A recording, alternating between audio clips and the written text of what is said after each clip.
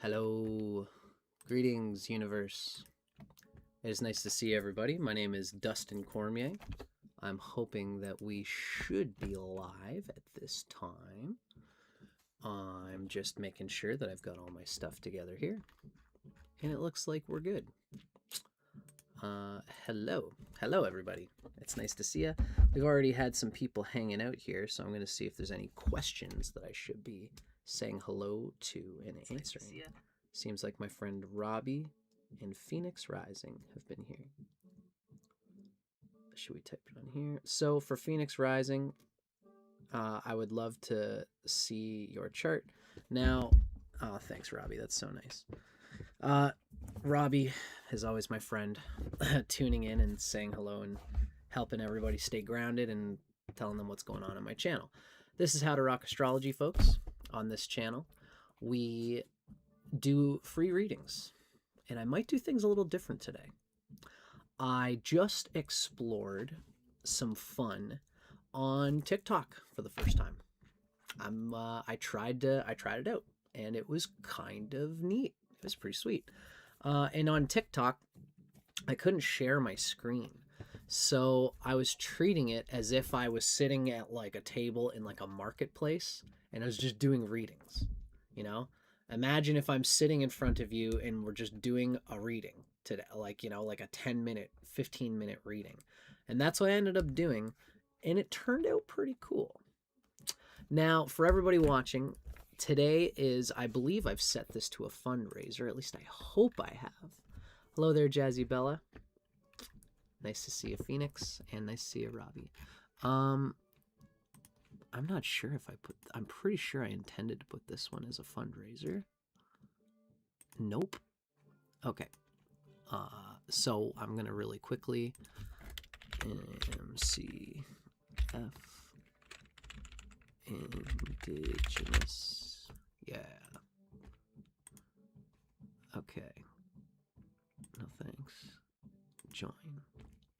Save. So hopefully that's a thing now. My intention for this evening, for this morning, is to spread a little good karma. I have been oftentimes I'll donate to the Indigenous Medicine Conservation Fund in order to spread some love there. I'm leaning into Jupiter here, particularly for me. You know, the South Node, Jupiter's kind of actually having a hard time right now in the sky, which we're going to check out. So for all of us, it's good to appease Jupiter a little bit right now with this kind of thing. So all of your donations that you make today on this show, if you get a chart chosen, if you decide to donate, it is going to go to the Indigenous Medicine Conservation Fund. Now, I think I've shown you guys this before. It looks a little bit like this. Nope, not that. This one. So this is coming into right relationship with Indigenous people who are cultivating their native medicines, protecting the cultures, medicines, and ecosystems that are vital for all life, but particularly for the life of these important psychedelic medicines, including ayahuasca, iboga, mushrooms, peyote, and toad, which has the 5-MeO-DMT. I think that this IMCF is sponsored, or it was sort of helped to be created by MAPS. So MAPS is a well-known psychedelic subcultural substrate as well. And that is our intention for today, is to spread a little bit of Jupiter love, because it's good for all of us to experience and digest what exactly is happening with Jupiter right now. Particularly because the nodes are going through this axis, and because the South Node's on Jupiter. So, it is nice to see you all. Before we begin, let's take a little peek at what's happening in the sky right now. So, for everybody interested, this is what is currently happening. I'm just checking. Yeah, that's okay. This is what's currently happening in the sky right now. We're technically in a Libra rising moment, and this is the Tropical Vedic screen. So we can see that the South Node just moved into Tropical Leo, and the North Node just moved into Tropical Aquarius. And the North Node is going to be conjuncting Pluto soon, which is pretty significant.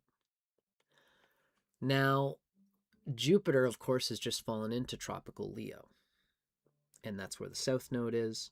So Jupiter and the South Node, pretty much throughout the next year and a half, are going to be in a very interesting dance. I got scammed, and I'm still awaiting my new card, or I can just donate later. Good question, Phoenix Rising. If you like Phoenix Rising, I just clicked the wrong button, and that sucks.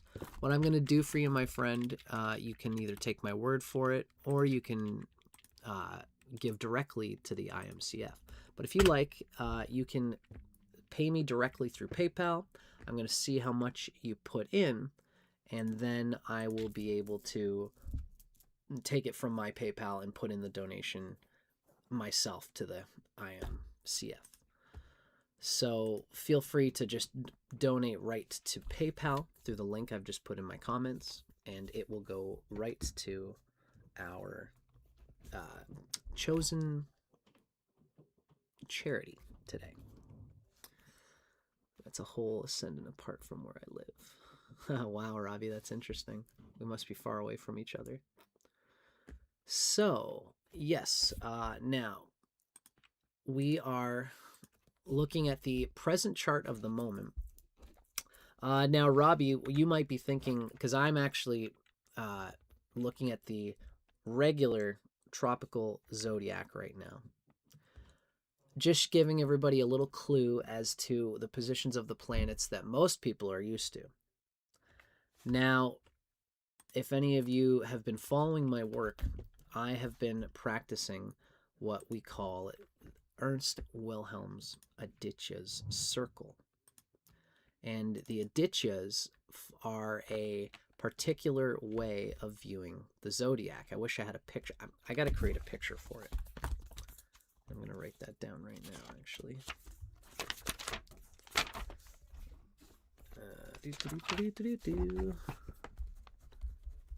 Picture of Adityas. But basically, Ernst Wilhelm's Adityas follows a truly authentic Hindu symbolism. So this is, for example, Data is the first sign, ruled by Mars. Aryama is the second sign, ruled by Venus, similar to Taurus. Mitra Aditya is ruled by Mercury, similar to Gemini. Varuna Aditya is the fourth Aditya. It's ruled by the Moon, similar to Cancer. Indra Aditya is the fifth sign, ruled by the Sun, similar to Leo, etc., etc. But we don't want to assume that they're the same. Ernst Wilhelm has got a really wonderful revolutionary thing going on with these Adityas. And I'm about it. I'm one of his students, and I'm flowing with it, and it's the thing. It's the current thing happening right now. So check out Ernst Wilhelm's work if you want to know more about that. But my work is going to convey this even further. I'm one of his students, and I am following his practices. So we are now going to look at the Adityas circle of the current planets and transits that are happening. And in this system, the moon is now, it's come out of Parjanya. It's in Data.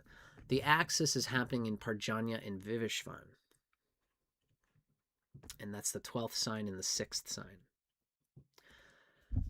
The sun is with the south node, and the sun being a malefic, it's going to basically shame this Jupiter. Jupiter is being shamed in the sign of Vivishvan. And Vivishvan is itself a sign that would starve Jupiter. So all of us right now are going to do well to remember this and try to bring in some consciousness of guru at this time. If you can support teachers, if you can support teachings, and if you can support cultures that provide teachings, this is a good way to appease the Jupiter in your own chart right now, because no matter what system you're using, Jupiter is shamed right now. Take a look in your life if your religious inclinations are being shamed or bombarded, or feeling stuck, or feeling like you're not allowed to explore your true religious heart and tendencies. It's something worth peeking around at. So everybody, it's very nice to see you all. We've already got a few people hanging out with us, and some people have thrown in some of their birth times already. Now, if you're interested in a reading today, you are going to get a reading. Well, I mean, you have a chance to. I think what I'm presently going to do is I'm going to try out things a little bit more like we did on TikTok the other day. I'm going to explore it here, and we're going to see how it goes. On TikTok, I was much quicker. I had little flash readings. So let's begin with that. And I'm going to offer anybody who wants to make a donation. If you want to make a donation, I'll give you a longer reading. You want to donate $5, you want to donate $10. If you choose to do so, you will get a chance at a little bit of a deeper reading than everybody else. Hello there, what a lovely day. Nice to see you. So let's get started. Let's start playing around with this and see how it feels to do these shorter readings like I was doing on TikTok. So, hello everybody. If you've been listening and if you've been watching, it is now time. We're going to jump right into it today. After 13 minutes in. Thank you, what a lovely day. So I can see what a lovely is, that's what I'm going to call you for the moment.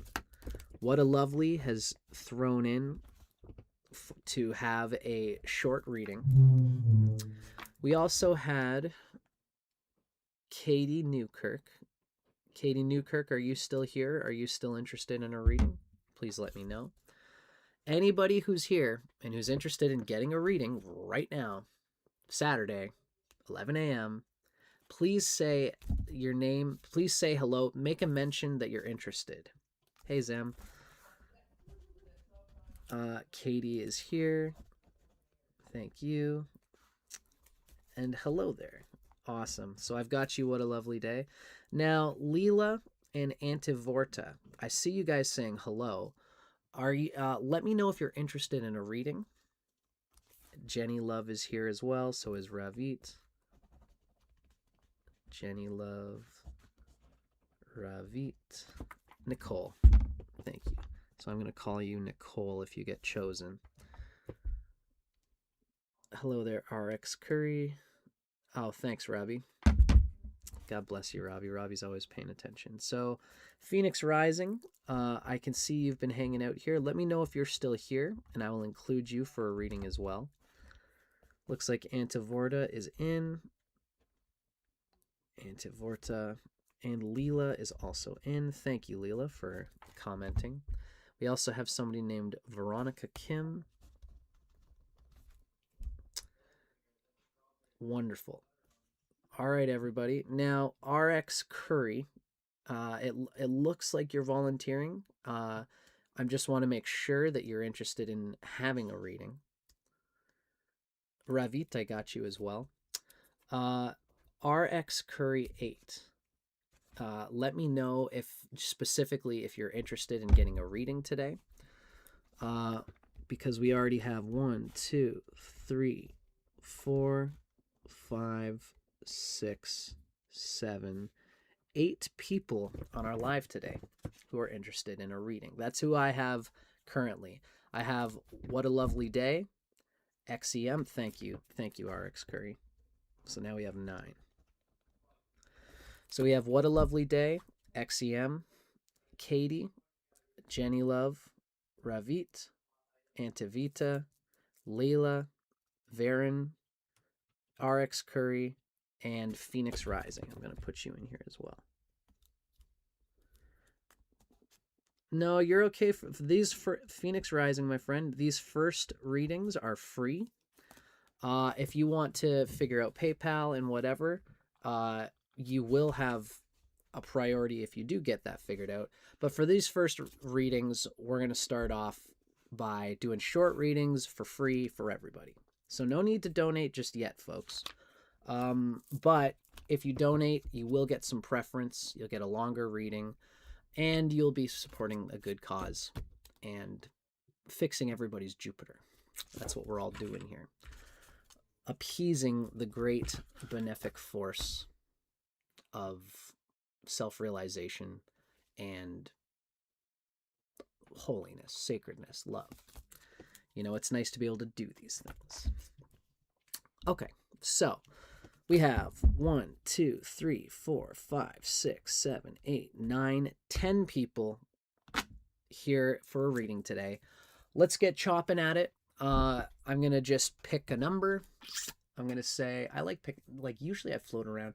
I'm going to go with 34 today. I also want to see if I can play around with this for a moment. I forgot that I usually do a thing with this. Let's see. Yeah, I kind of like that better. More of a candlelight vibe. Okay, folks, I'm picking a number between, well, I'm picking 34. And I'm just going to cycle through all the names I have here. 2, 3, 4, 5, 6, 7, 8. Yeah.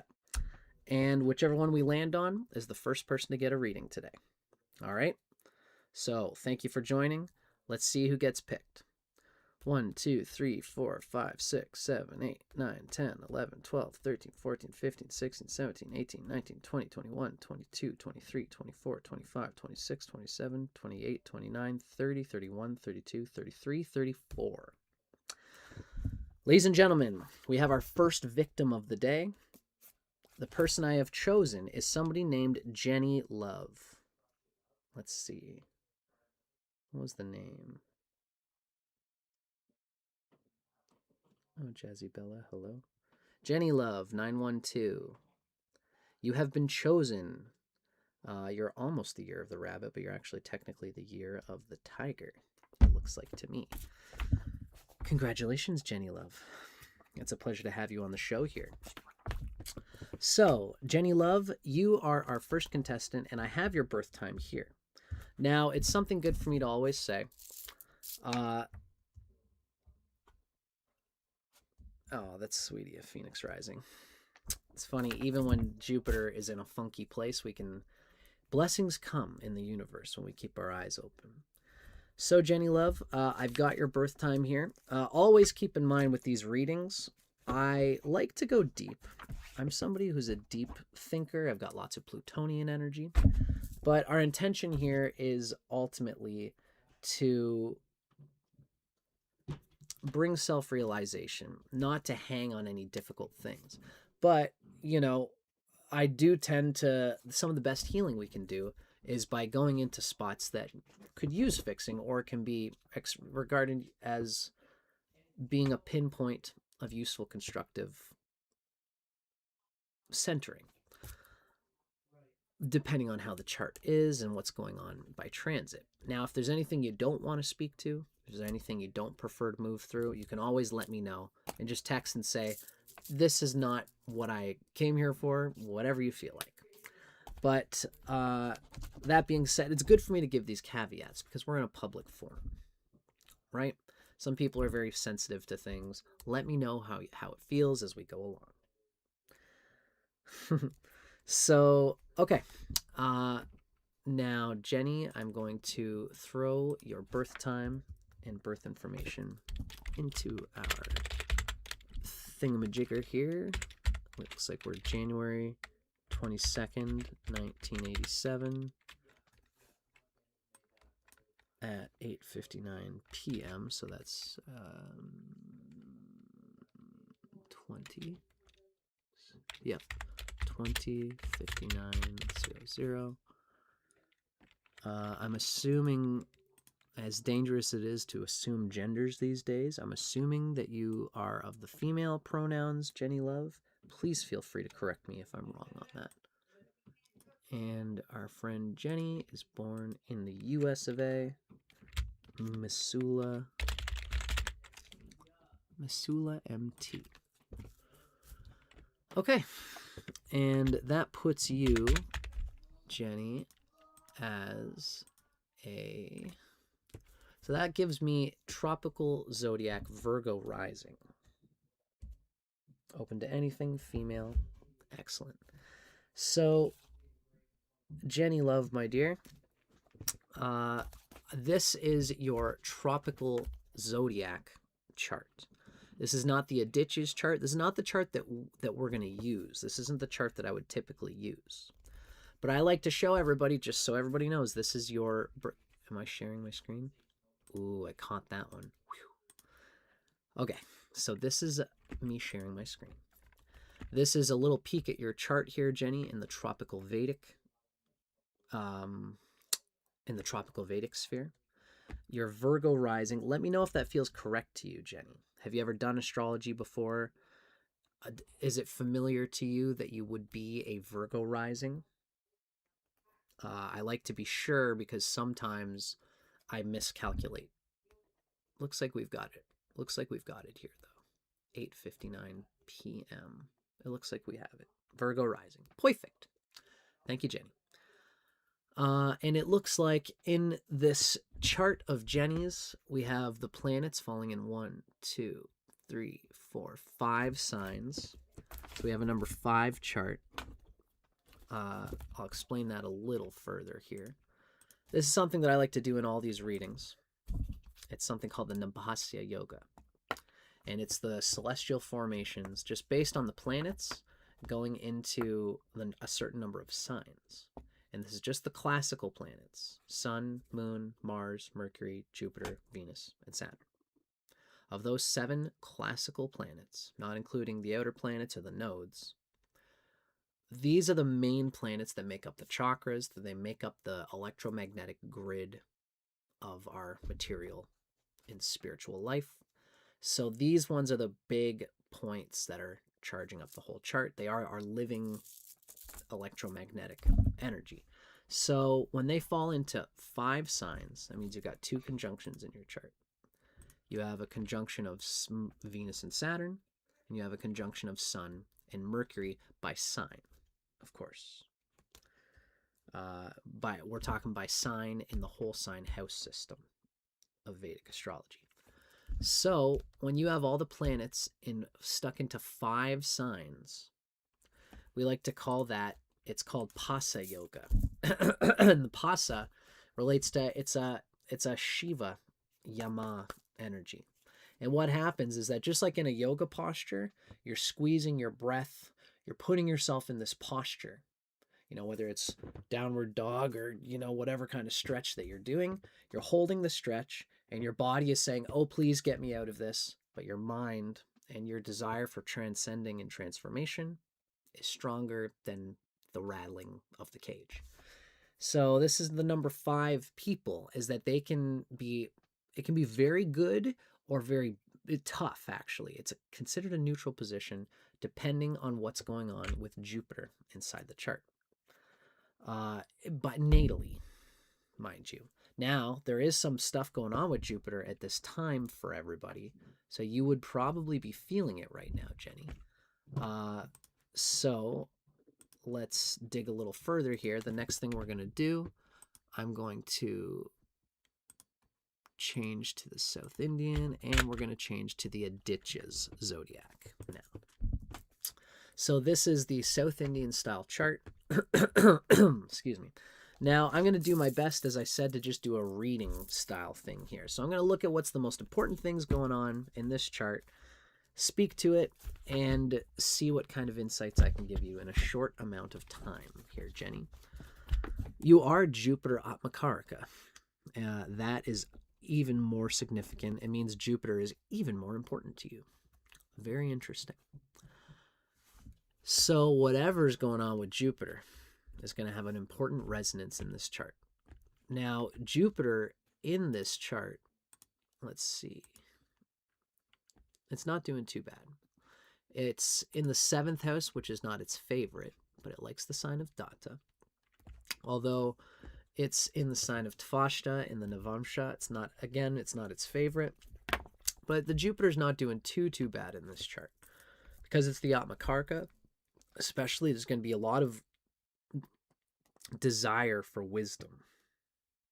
I'm not too surprised that you are interested in astrology and that you're somebody who is exploring astrology, metaphysics, religion, symbols, ethics, cultures, this kind of Jupiter stuff. It's easy to get scattered with astrology and with religion and with all these things, depending on what goes on with the person. So in this chart, we have Tvashta rising, which is actually, remember in this system, we bring the signs up. So Tvashta is the 7th sign. Actually reads a little bit more like Libra, the 7th sign, rather than Virgo. So I'm just going to take a quick peek here, see if anything is really standing out. Of course, we have Venus and Saturn are conjunct, and they're very close to each other in the sign of Pugha. That is a little tough on Venus. Yep, Venus is definitely getting starved by Saturn here, even though it has Saturn for a friend, but everybody gets starved by Saturn. And Saturn is doing well, though, because it has Venus for a friend.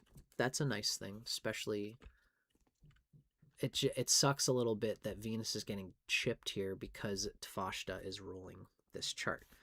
So there's going to be a little bit of Venus issues, and that, yeah, there's Venus issues here, and that should be pretty central to this person's experience.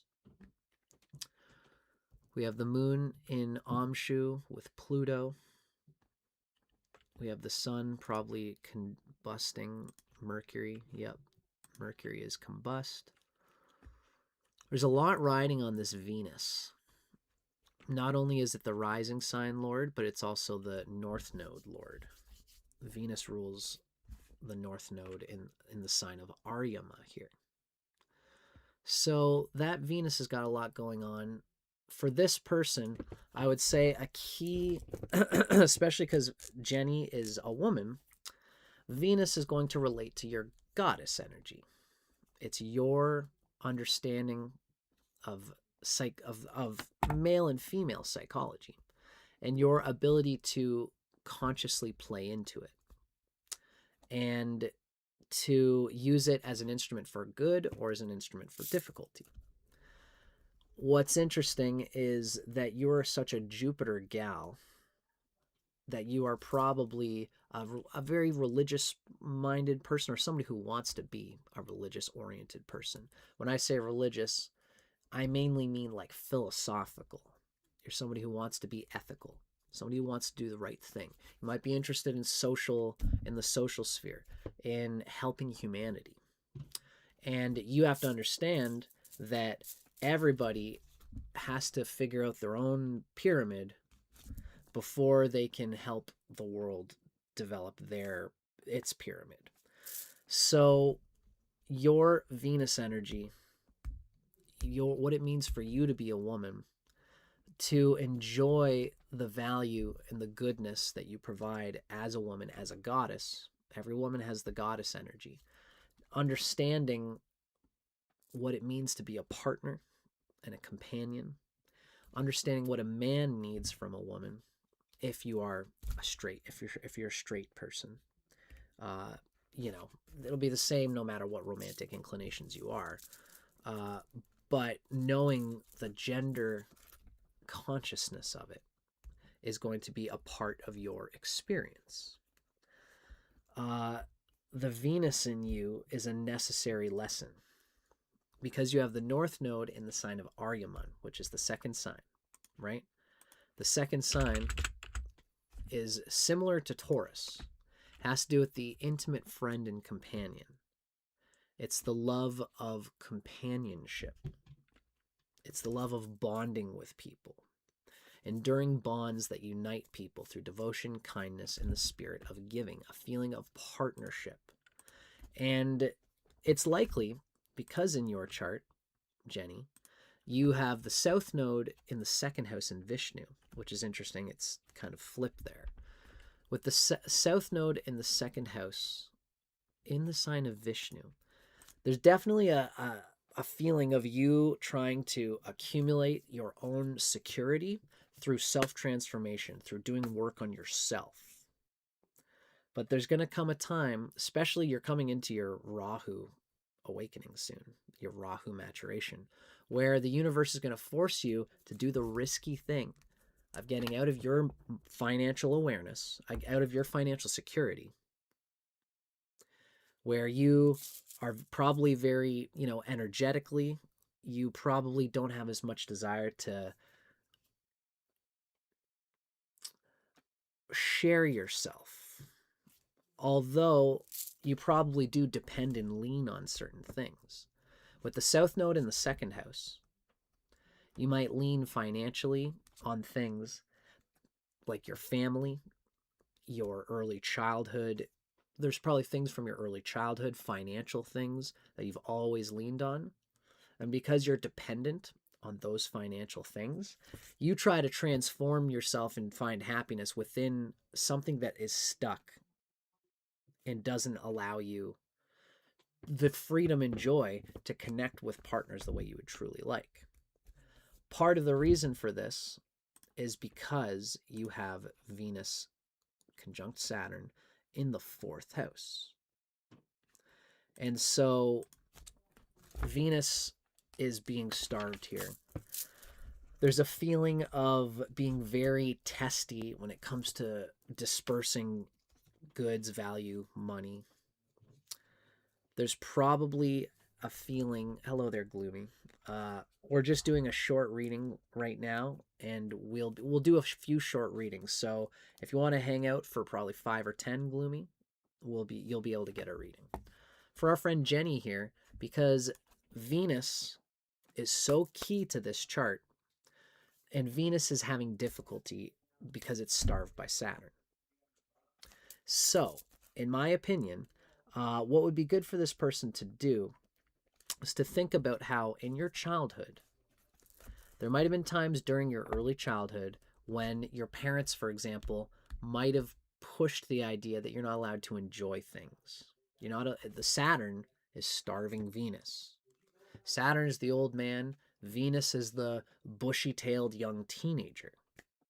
And there might have been times when Saturn was your parents, your society, your social reality, choked your ability to be playful with Venus, to be playful with gender, to be open with your body and sharing love.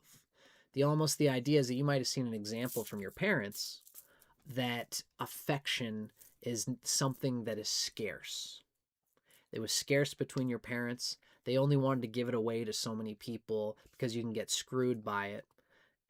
If you give your affections to the wrong thing and you lose that thing, then it might feel like a waste of time. I wasted my time loving that person, which is, of course, not really the case. This is why Venus is exalted in Pisces. Because if you feel like you're going to waste your time loving something, that's more like Venus in Virgo, where it's debilitated. When Venus is in Virgo, it's like, I don't want to waste my time loving the wrong thing. And so it ends up never giving nearly as much love as it could. Venus does better in Pisces, where it just feels its love and works it out and explores whatever it has to do to make this love work. And if it doesn't work, kiss it and say goodbye. When you have Venus conjunct Saturn, it's not operating in the Pisces way. It's a little bit too choosy about what it wants to do with love. And this is important for you because you have the North Node in the sign of Aryaman. I think that as you, currently, Jenny, you are, let's see, you are 39 years old. Am I right on that? Yeah, so you'd be 39 years old. And you're going to be coming into, at age 43, Rahu matures. So you're building up this feeling that I can't take care of myself financially the way I've been doing it. You're building up to, at age 43, there's going to come a point where you have to realize that humans are social creatures who get a lot out of compensating for each other. You're this way, you're the strong, if you're a Tvashta rising. You're this very soft person, you're compromising, you fold in the mirrors to let other people into your life. A partner will probably bring you back into some kind of harmony. That's ideally what partnerships can do.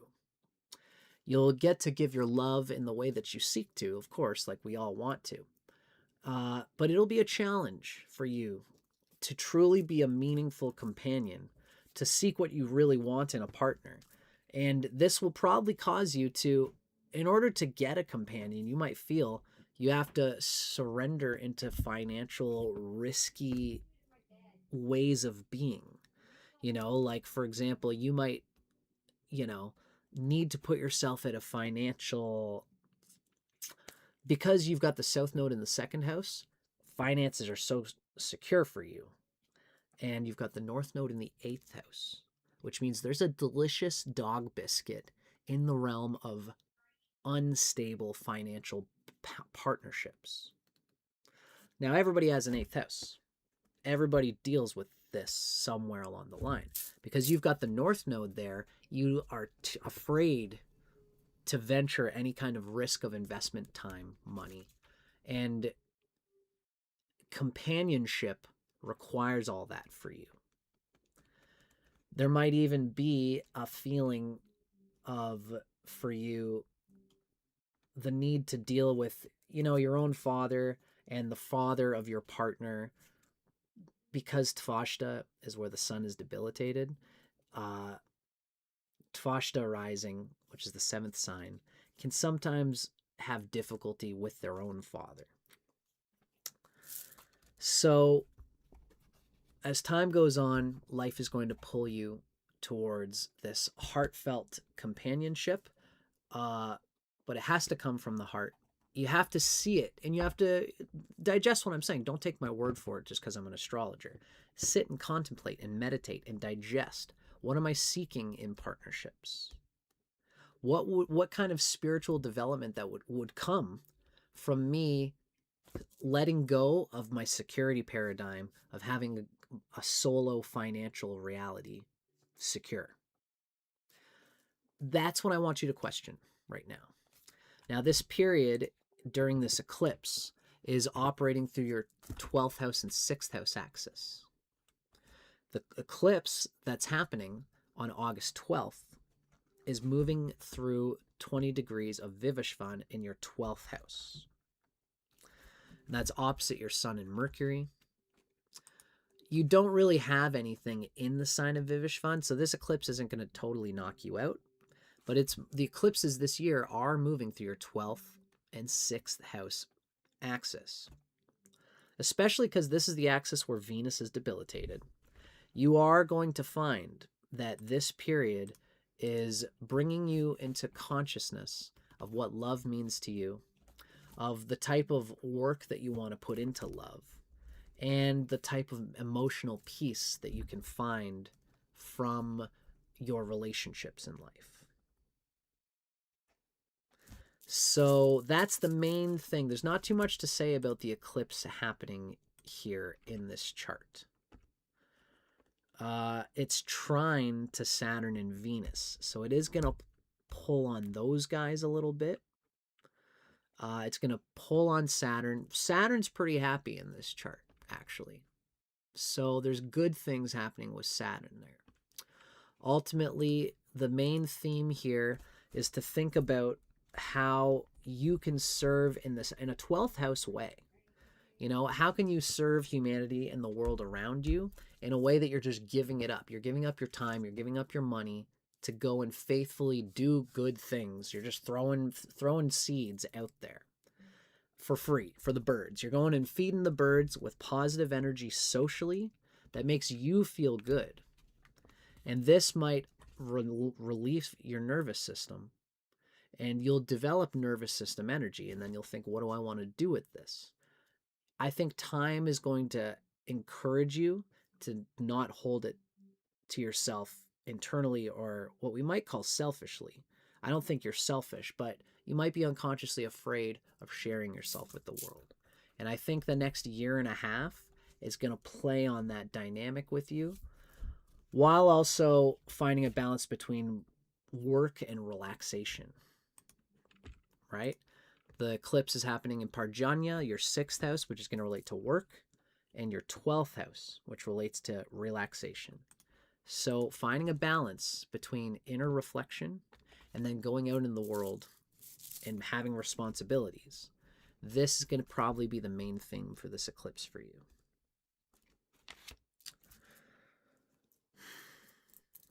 It will also be important when you have eclipses in February of this year, because in this Adityas system, the North Node is in Parjanya, which means that you are now experiencing an opening up of your 6th house, which is ruled by Jupiter, which is where your Sun and Mercury are. So that 6th house is, again, it's ruled by Jupiter.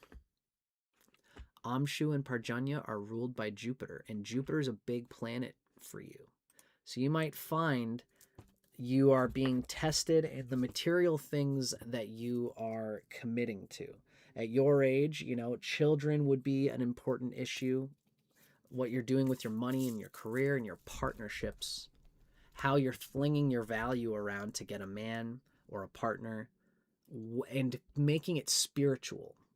Really using that Jupiter to make sure that you're willing to transform into the best version of yourself when it comes to partnerships and possibly having children, if that's what you're into. Because whatever you commit to materially is going to be heavy, because you're a Jupiter person. Jupiter has the faith to put itself into something materially responsible in order to transform itself.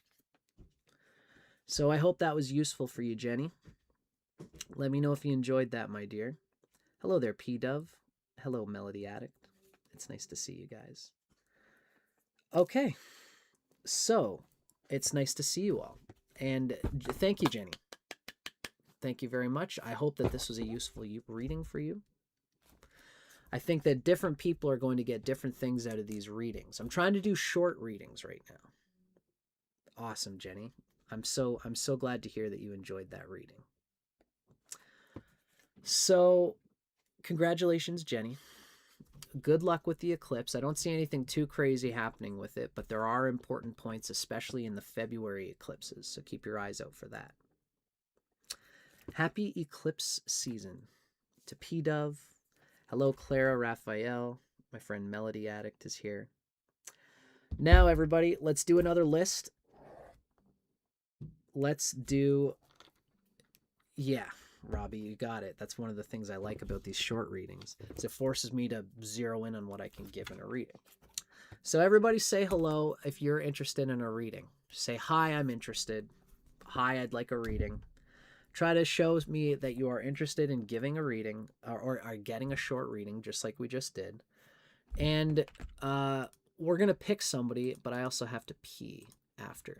And if anybody's interested, you can donate to me directly on PayPal, or you can donate on YouTube, and that donation is going to a charitable cause, because we are doing some good Jupiter work today. Now, Clara Raphael, I am going to be asking for your birth chart information. For now, just say hello that you're interested. I'm assuming that you are interested, Clara, so got you. You're interested.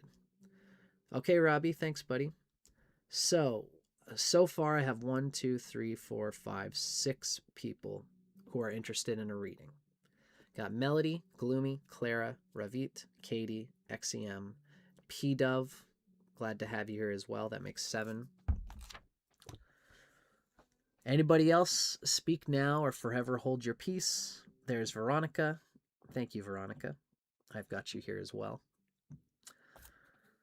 So, anybody else, if you're watching live, now is your chance. Phoenix Rising, what a lovely day. Thank you guys for including yourselves.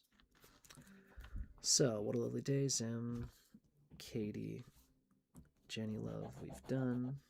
Ravit is here. Antidevita, I do not see in here. Oh, Antivorta, I got you. Antivorta. Layla, are you still here? I'm going to scratch Layla out. Veronica's here. RX Curry, let me know if you're here. So we've got, okay. Melody Addict is here. Gloomy. Clara. Lots of people here. I love to see that. Melody, Gloomy, Clara, Ravit, Katie, Zem, P-Dove. Got you here as well. At RX Curry, thank you. I got you here as well. What a lovely day. Phoenix. Okay, looks like we have everybody here. Okay, folks, we're going to pick somebody, and then I'm going to take a quick pee, and then we're going to go into our next reading for today. Let's pick a number. I'm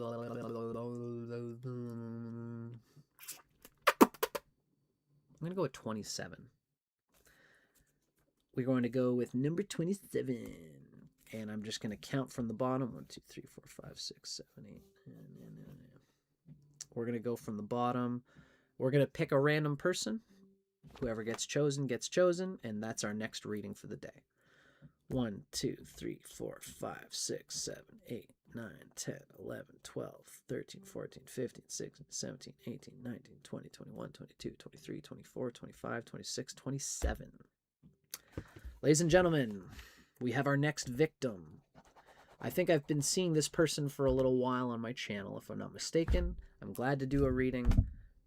You have been chosen, P-Dove. Congratulations. You are on the clock. You're on the anvil.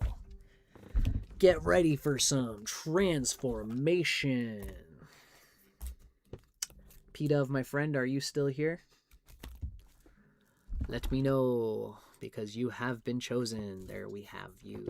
And P-Dove, you are actually a member, so I know that I know that I've seen you here. And I appreciate your membership here as well. For those who are interested, we might do a members only read at the end, and it'll be a bigger, longer read. You know, I'll probably go for about 20 minutes. So for now, I'm happy to be doing it this way on this donation basis. Maybe we'll focus on donations today. But we do readings like this all the time. And yes, I appreciate that, P-Dove. I know that I've seen you, so I'm glad to do a reading for you. But we have memberships on my channel here. It allows you to see certain videos that only members see. I haven't done many of those lately. But we also do readings that are members only. And when you're a member, you will get preference for readings at certain times as well. In this case, P-Dove was just lucky to get the draw.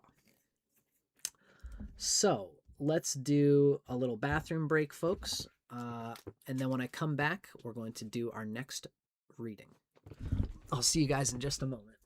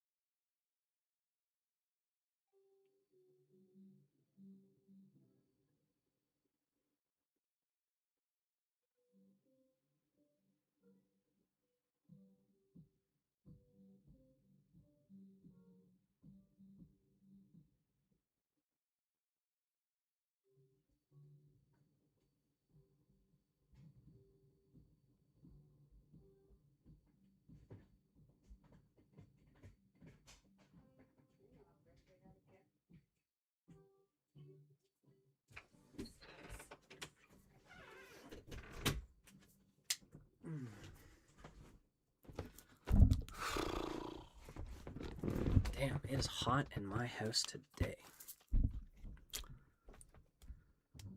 Okay. Hello.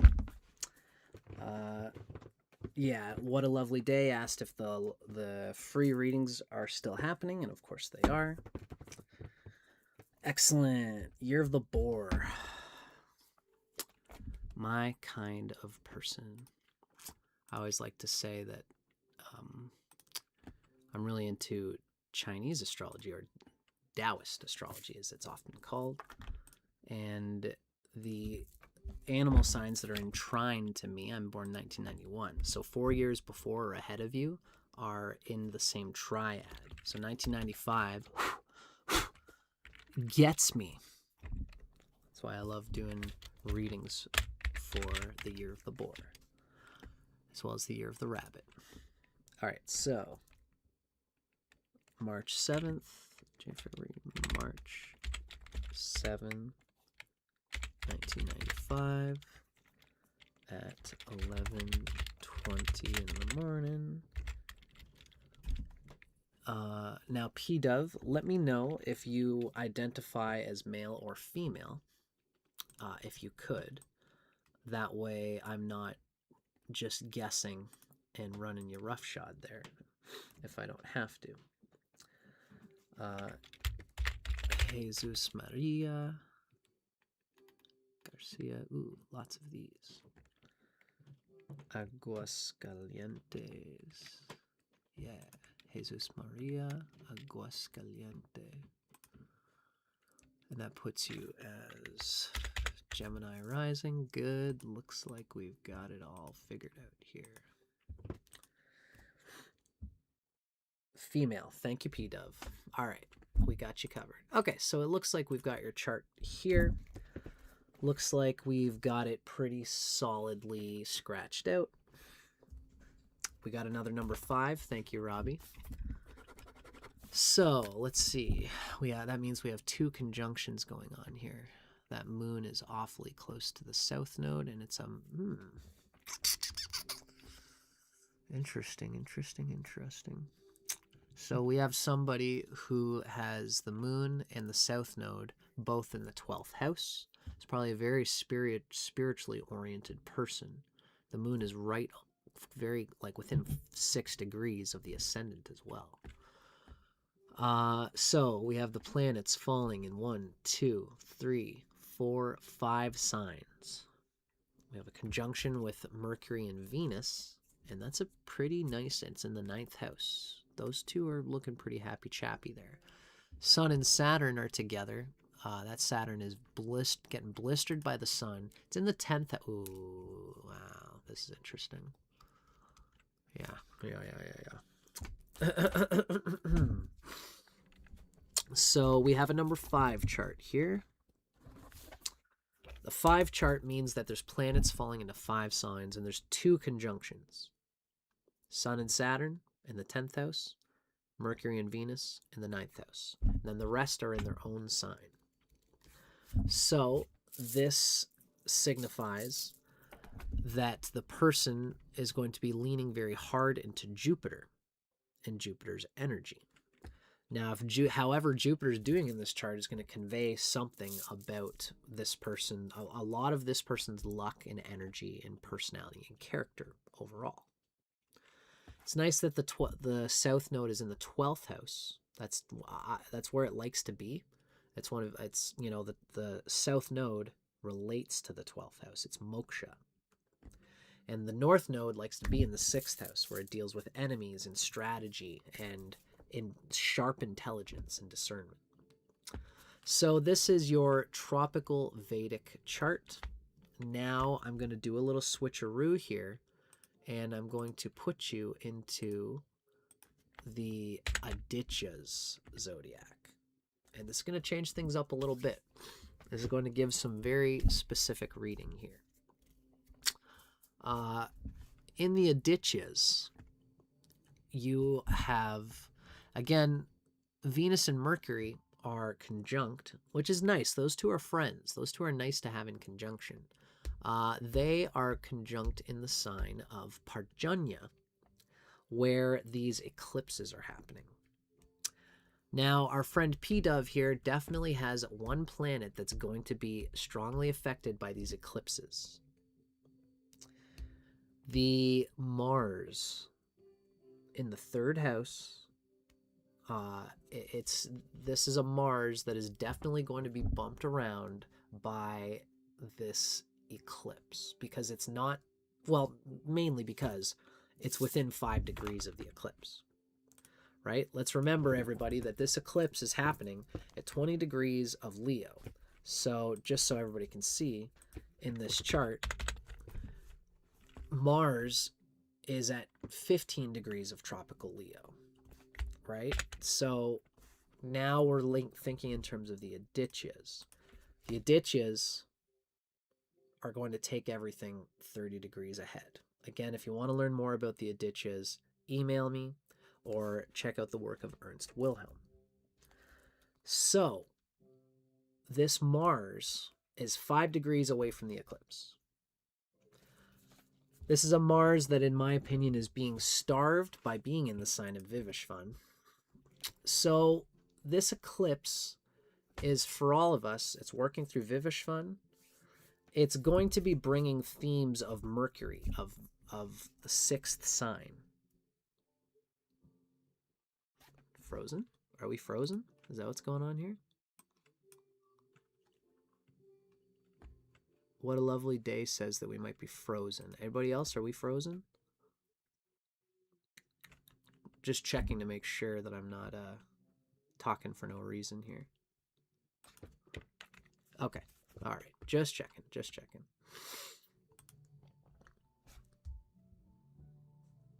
The screen isn't on. Can you guys see me okay? The Aditya screen. Okay. All right. So you guys should be able to see the chart that I'm looking at now. Okay. All right. Never hurts to check, y'all. Never hurts to check. Thank you. Thank you, everybody. I appreciate it. Okay. So, for everybody, this eclipse is happening in the sign of Vivishvan. Vivishvan is about serving people. It's the 6th sign. And it resonates with what we know of Virgo. Although I don't want the correlations to be exactly regarded as the same. The eclipse happening in the sign of Vivishvan is going to relate with planning and with finding out what feels good inside of yourself. Diet, organizing time. And our friend P-Dove here has Mars in this place, in the sign of Vivishvan. So the eclipse hitting that point, I'm just going to show this again. The eclipse is hitting this Mars very pointedly. It's also, the eclipses are also going to be hitting Mercury, especially in February of this year. These two are opposite each other. That also is not a good thing for Mars. It's kind of even more starved by Mercury in that way. So this Mars wants to act with impulse. It wants to do what it needs to do for its discipline. It wants to clear the air.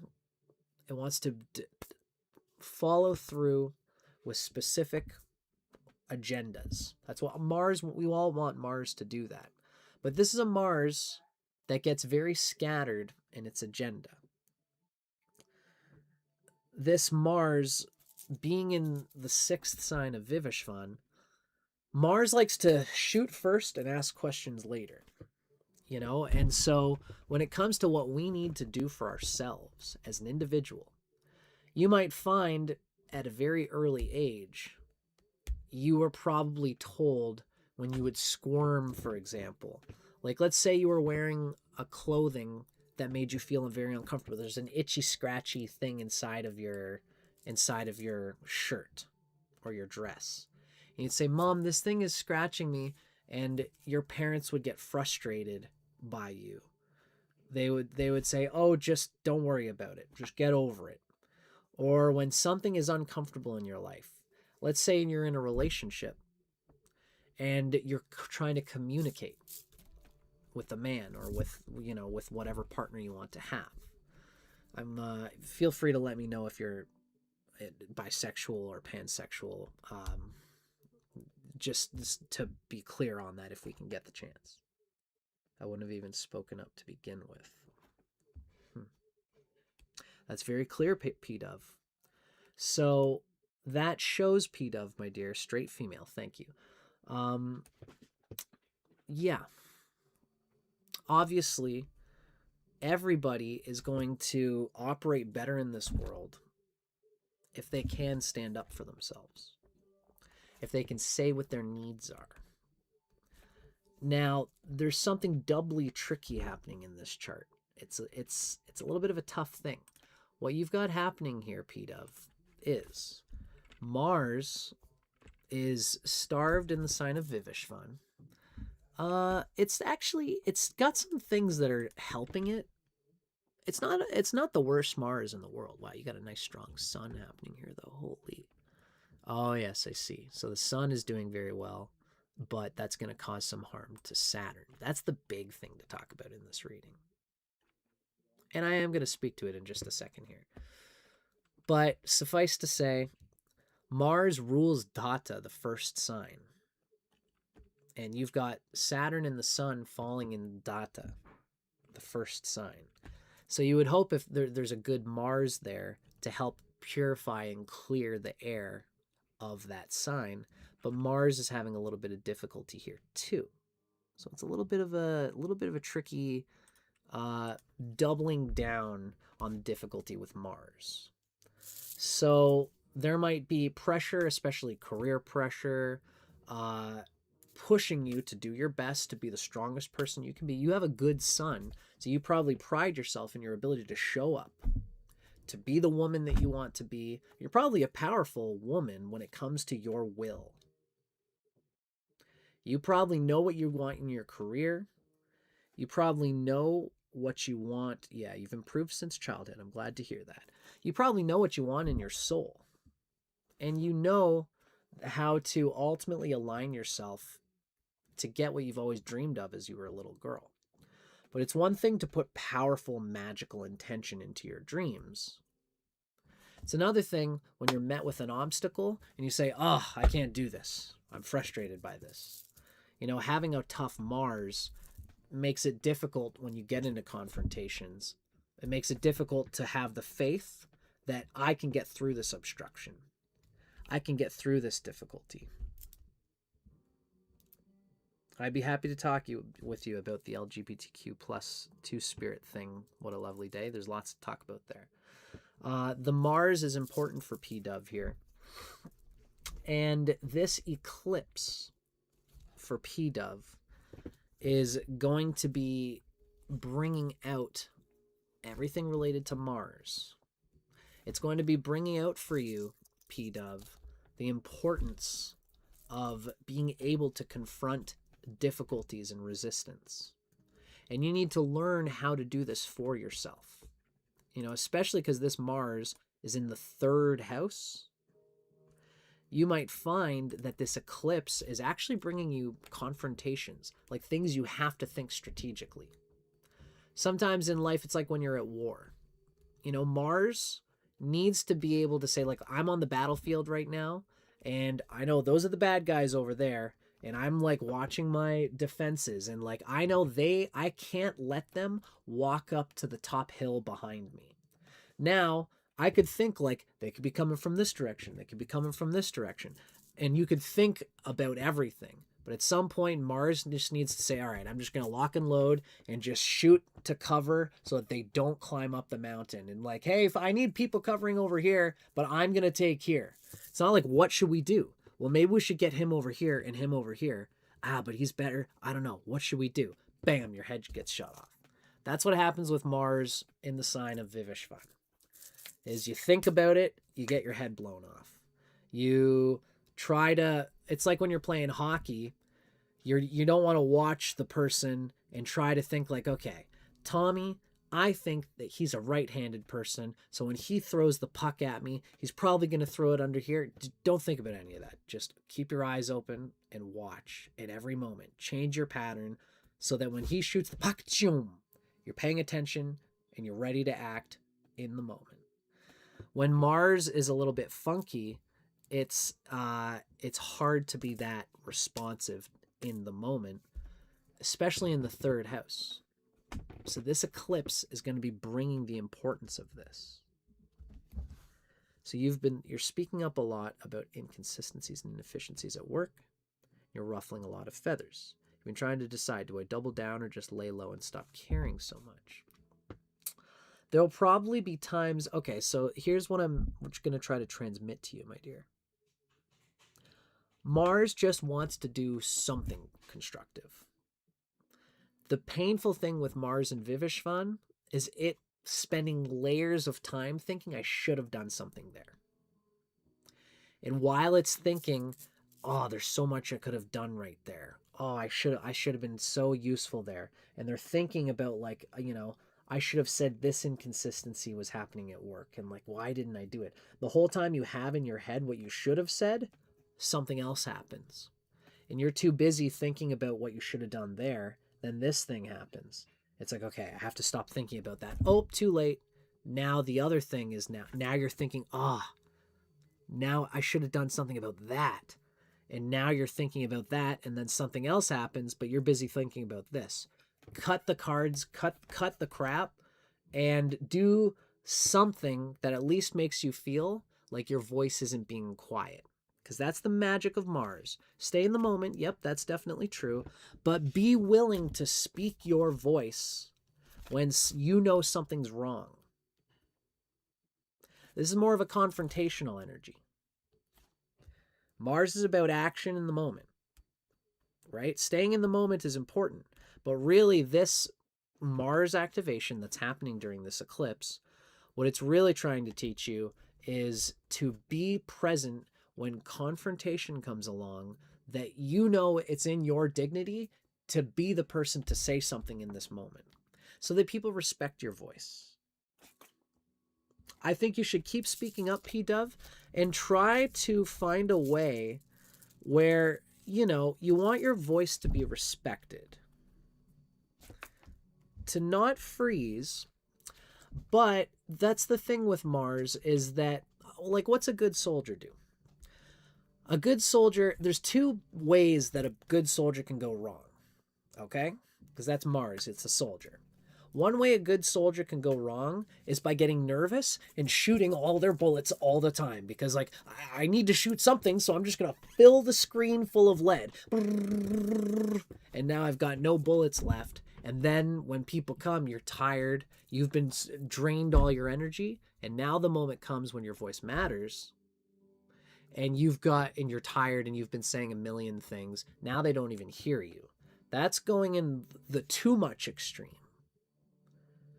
The other extreme is saying nothing, letting the moments go, trying to find the perfect moment to say something, and it never comes, and you never get the chance to.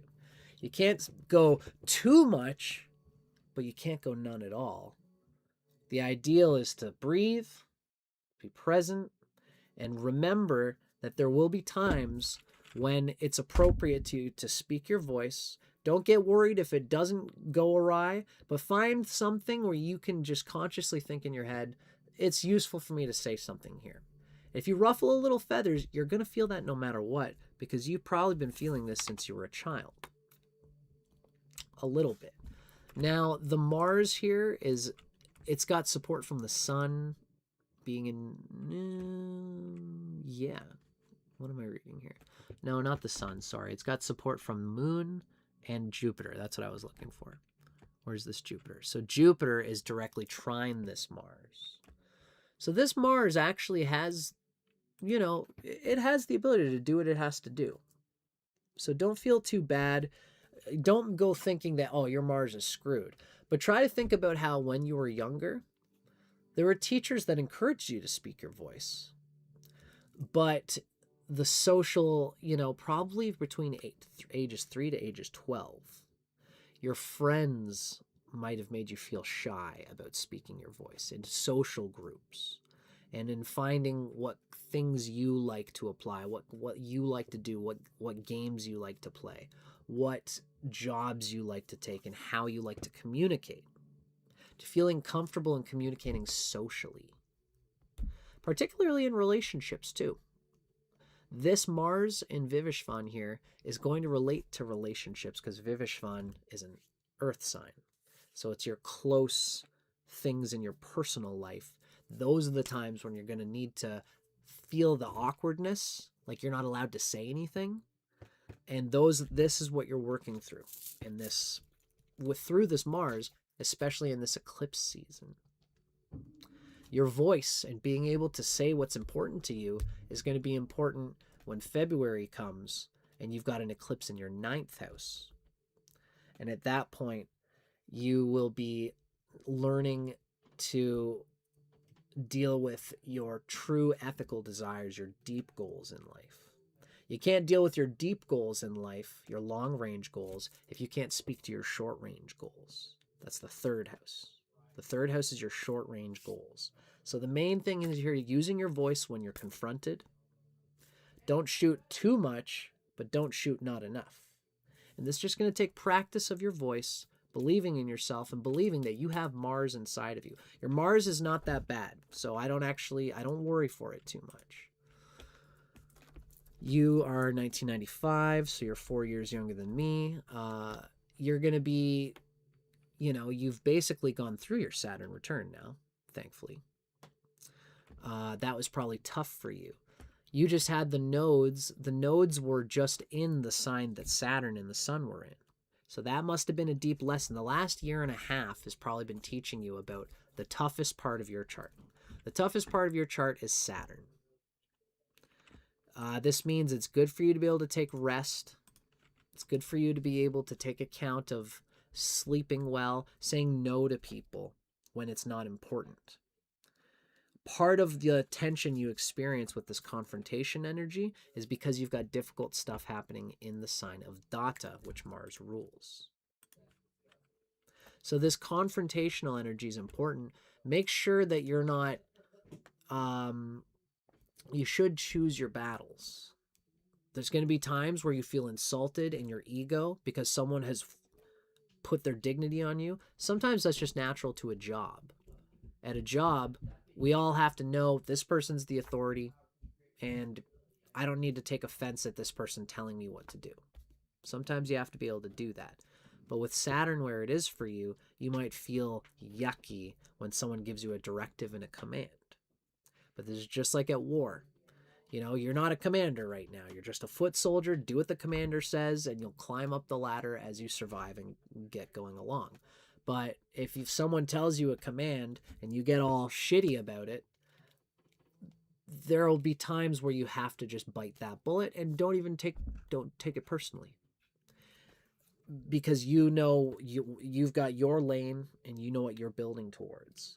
And patiently working towards your lane, developing your skills that are important to you is very important with your Saturn, because your Saturn's combusted by the Sun. Saturn's all about rest, not dealing with bullshit that doesn't matter to you. It's not my monkey, not my circus. This is a very important lesson you've learned in the last year and a half. Now, the next year and a half is going to be about the eclipses happening on that Mars, and it's going to be a similar tone, but slightly different. Probably less painful. You just went through your Saturn return and your nodes going through where Saturn is. I imagine that would have been tough. So it's nice to have a little bit of a break there. So this eclipse is definitely hitting this Mars, and the eclipses in February will definitely be hitting this Mercury. And that's probably going to be the main theme for you in the next coming little bit. So keep your eyes open for that, my friend. You can always contact me if you're interested in hearing any more about this. You or anybody else can contact me at astrology@dustincormier.com. And yeah, I hope that was a useful reading to you. P-Dove. I wanted to just jump right in and clue into the thing I thought was most important for the eclipse. Awesome. And I'm very glad that I got to share that with you, P-Dove. You've been a part of my channel for a long time. You're very sweet. You're always helping and being a part of the conversation. And I'm very glad to have you here, P-Dove. Thank you very much for being present with this reading for me today. Cool. That was good. All right. So, thank you very much, P-Dove, and for everybody who's been here. This is cool. I like being able to deliver a sharp little reading like this. I was just doing TikTok, and now I think TikTok has me wired to be very concise about my readings in this way. Let's see if we can keep it going. We've done 2 readings so far. Let's at least do 1 more, and then we'll see how we feel after that. For everybody who's interested, if you would like to donate, feel free to donate to me through PayPal. Ideally, if you go through Google, but you can also do PayPal as well. I'm going to take whatever donations we get from today, and we're going to put them into what is called the Indigenous Medicine Conservation Fund. This is a fundraiser today, and this fundraiser is going towards the Indigenous Medicine Conservation Fund, which is interested in coming into right relationship with Indigenous peoples and their medicines and knowledge so that they can thrive for generations to come. And these are, of course, medicines that I'm interested in related to, well, these in particular are focusing on the psychoactive portions of medicines like ayahuasca, iboga, mushrooms, peyote, and as well as DMT, the 5-MeO-DMT through the toad of the Sonoran Desert. This is an important thing for me, and in general, because right now, as I've been saying, Jupiter is shamed right now in our collective zodiac. So that shame of Jupiter, it does us all very well to, if we can, find ways to donate to charitable causes, find ways to serve something ethical that you believe in, especially as it relates to teachers and possibly also culture and all things that we know of Sagittarius and Pisces and Jupiter. By serving these things right now, especially while the world is in a shamed state of Jupiter, we are helping to compensate and proliferate the energies of our own energy field and the collective, and appeasing Jupiter is a good thing to do at this time. Thank you, Robbie. I appreciate you donating. I can see you've made a donation already.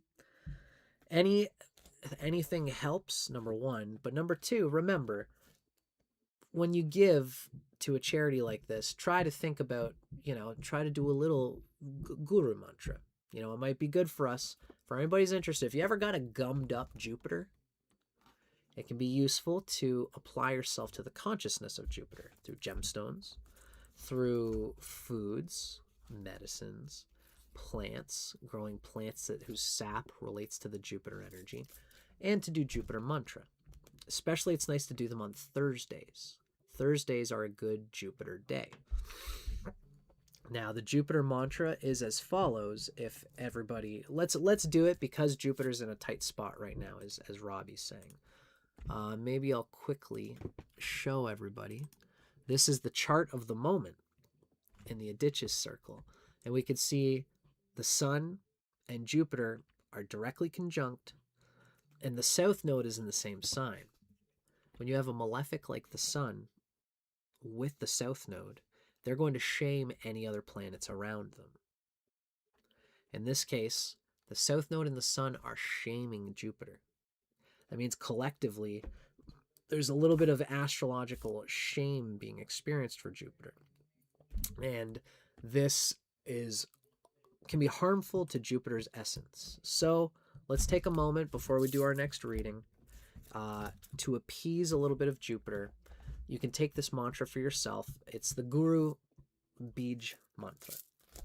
And it simply goes like this. The Bij of Jupiter is Gr. Gr. So we're going to go Om Gram Grim Grom Saha Guruve Namaha. Om Gram Grim Grom Saha Guruve Namaha. We'll do 5 for Jupiter. Om Gram Grim Gram Saha Guruve Namaha. Om Gram Grim Gram Saha Guruve Namaha. Om Gram Grim Gram Saha Guruve Namaha. That's 5. It's feel free at any point if you ever need a little Jupiter tune-up, do the Guru mantra 5 times. There's a very positive resonance sibilance there. It's good for everybody to do this stuff right now, but especially anybody having troubles with Jupiter. So, folks, let's... My pleasure, Ravit. Truly my pleasure, believe me. So we got 12 people hanging with us. Let's do another reading. And then we'll see what we do after this 3rd reading. Because even though I'm doing these readings shorter now, it is still a drain to zero in on a chart. Plus my family's here. I'm going to jam with my brother at some point today as well. So let's do another reading, everybody.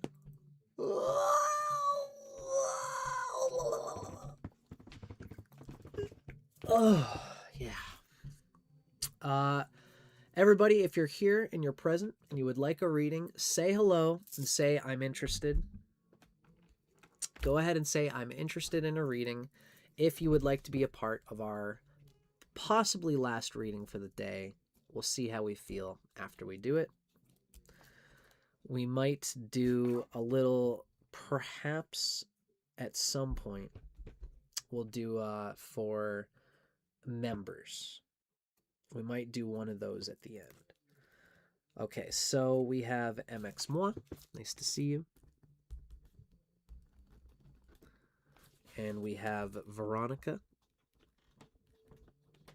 We have What a Lovely Day. Nicole. We have Melody. We have Katie. Anybody else? We are live here, and we are about to be. Oh, I just received a donation. Some people don't prefer to have their names put out there. So if you just donated and you're okay with me saying your name, feel free to say, yes, you can say my name, because I appreciate everybody sharing. We just got a $30 donation to the Indigenous Medicine Conservation Fund. And thank you so much to that person who has donated. Now we have Antivorta, who is here as well. And Ravit, of course. Okay. Lucas. Nice to see you, buddy. Lucas TV. You are in. So I got you, Nicole. And that's What a Lovely Day. I've got you here as well. For anybody who's watching, now is your chance to throw in. Oh, that was you. To infuse the donation with good juju. Amazing. Thank you so much. So Phoenix Rising, I have your, I'm just going to say Phoenix Rising. I've received your donation of $30.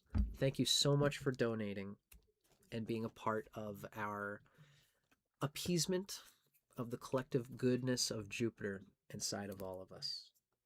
It's a very special thing when we can give to those who need our help, especially in times when it serves us to serve others. That's one of the beautiful things about the energy sciences. Jupiter is a very special thing because it feels good to give to others. And that's why the giving is just as important as the gift. So it's like 1 + 1 = 3. That's Jupiter. That's why they call Jupiter the Great Benefic. It's 1 + 1 = 3. It's because the giving is just as important as the gift. Energetically, it cleans and cleanses and purifies us. It's like going and doing mantra. I do have you, by the way, Phoenix Rising. I've got you. In fact,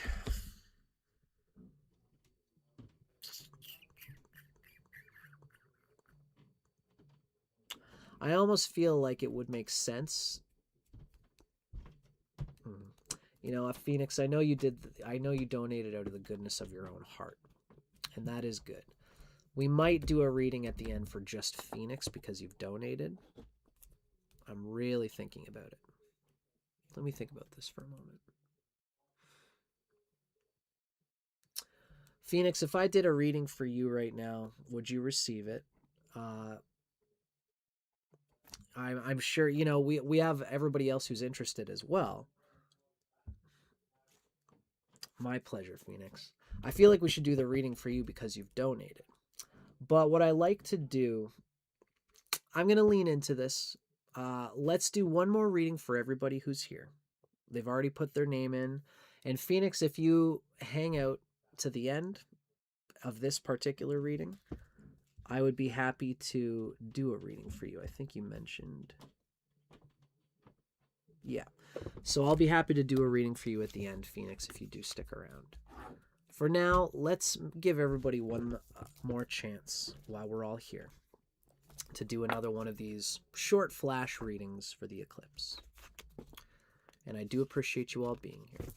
So, let me know if I'm missing anybody. If you're watching, we're about to pick our next victim for our eclipse reading for today. I've got MX Moi, Veronica, What a Day, What a Lovely Day, it's Nicole.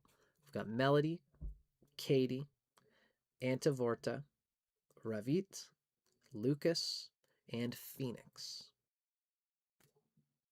So that's 9 people. If I'm missing anybody, feel free to say, hey, how about me? You didn't throw me in there. If not, it looks like we can move forward and rock and roll. So let's do it, folks. Cool. So that's sweet of you, Phoenix. I think that's the... Thank you, Phoenix. I'm glad to be able to share with everybody another reading as much as we can. This is good Jupiter work for me. You know, that's funny. This is how the Jupiter works. I am... You know, it's not just some mystical thing of like, you know, you do this and you're helping people and it magically happens. You know, I'm glad to be able to do this work by doing these readings, but I'm also getting better at my astrology. So, you know, everything happens for a reason, you know? It's, Jupiter is very special. When you give to something out of love, it generates something inside of yourself. Anyway, I digress. I could talk about Jupiter forever. It is the Great Benefic. We have 9 people. I'm going to pick a number. Today I'm going to pick a funky one this time. Let's go with 29. 29's a weird one. And we're going to go from there.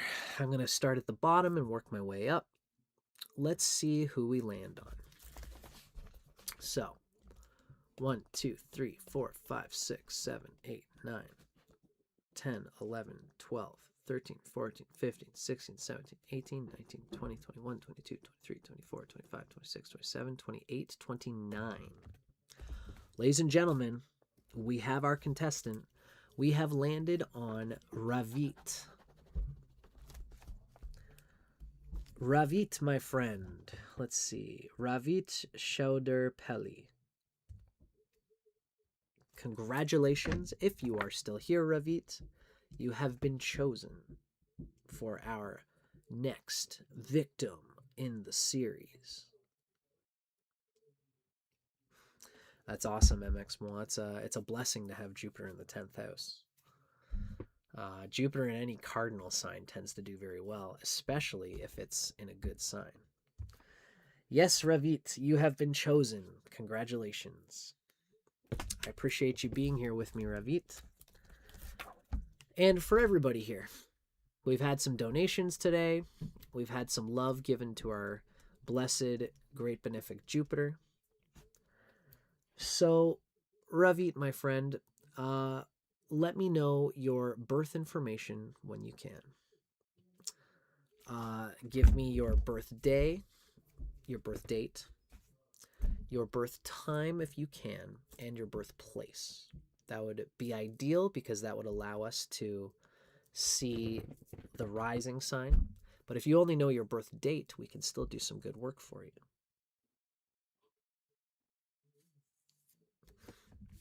That's right, Phoenix. That's wonderful.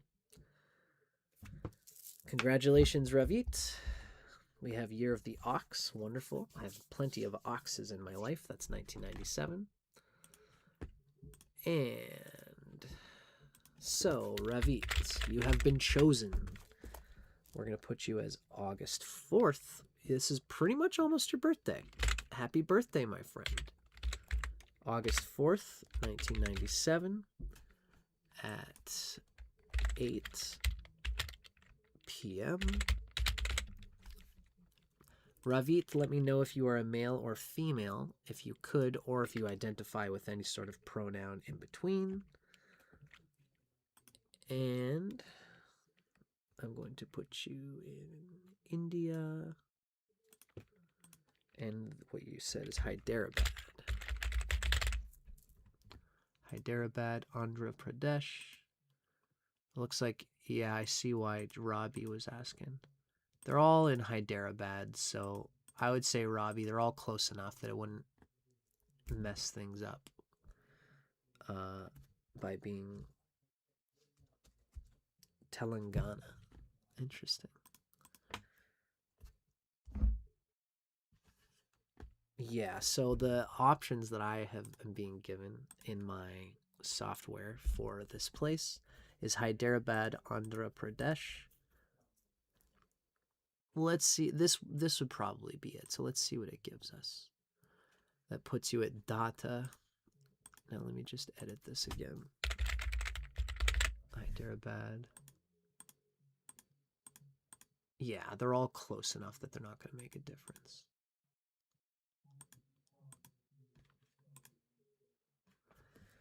So I have you here. Let's just be sure.